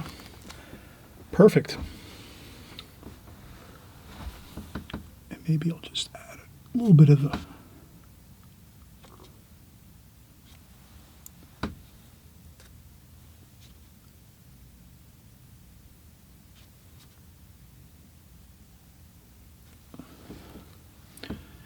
and we'll go over here.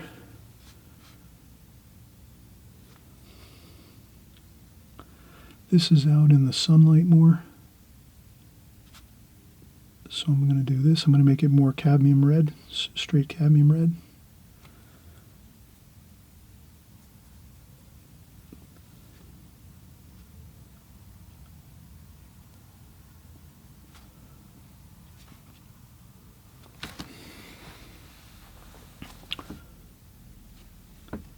And this is the bar. And I'll go with a little darker mix there.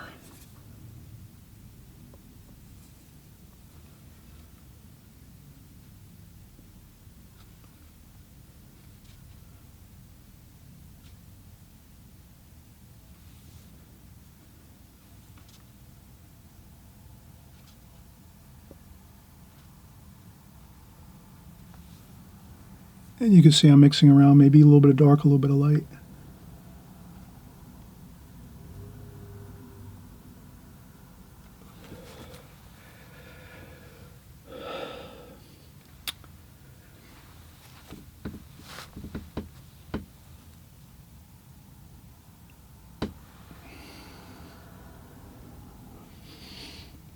I think that looks pretty good.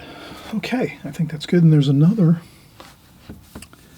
This is like a dark, almost like a black over here. There's another small, someone must have painted bar over here, just so maybe people walking by will see it, that are walking on the sidewalk areas or the street area. So there's a little sign there that says bar.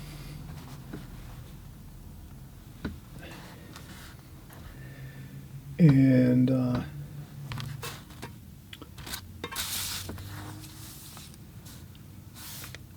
I'm going to leave, I think I'm going to leave everything as it is. It looks really good. I hope you enjoyed this painting. We had just a fun time. Everything went really well. I noticed I had to do one more thing here. There was some more. We have to make our cold pop sign here.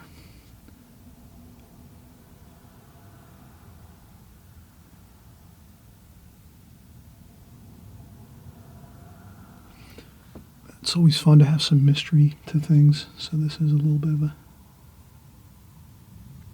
Over here is the mystery writing. We're not exactly, it might be something else written over here.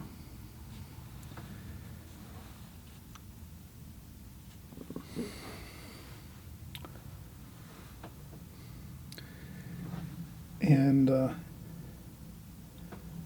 yeah, this is fine. This sign over here, I thought there was more shadow on it.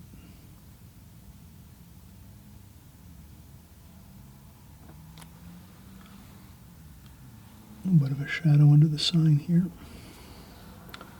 Might be a window, a sign, I don't know. Maybe we'll put a little bit of mystery writing on that one too.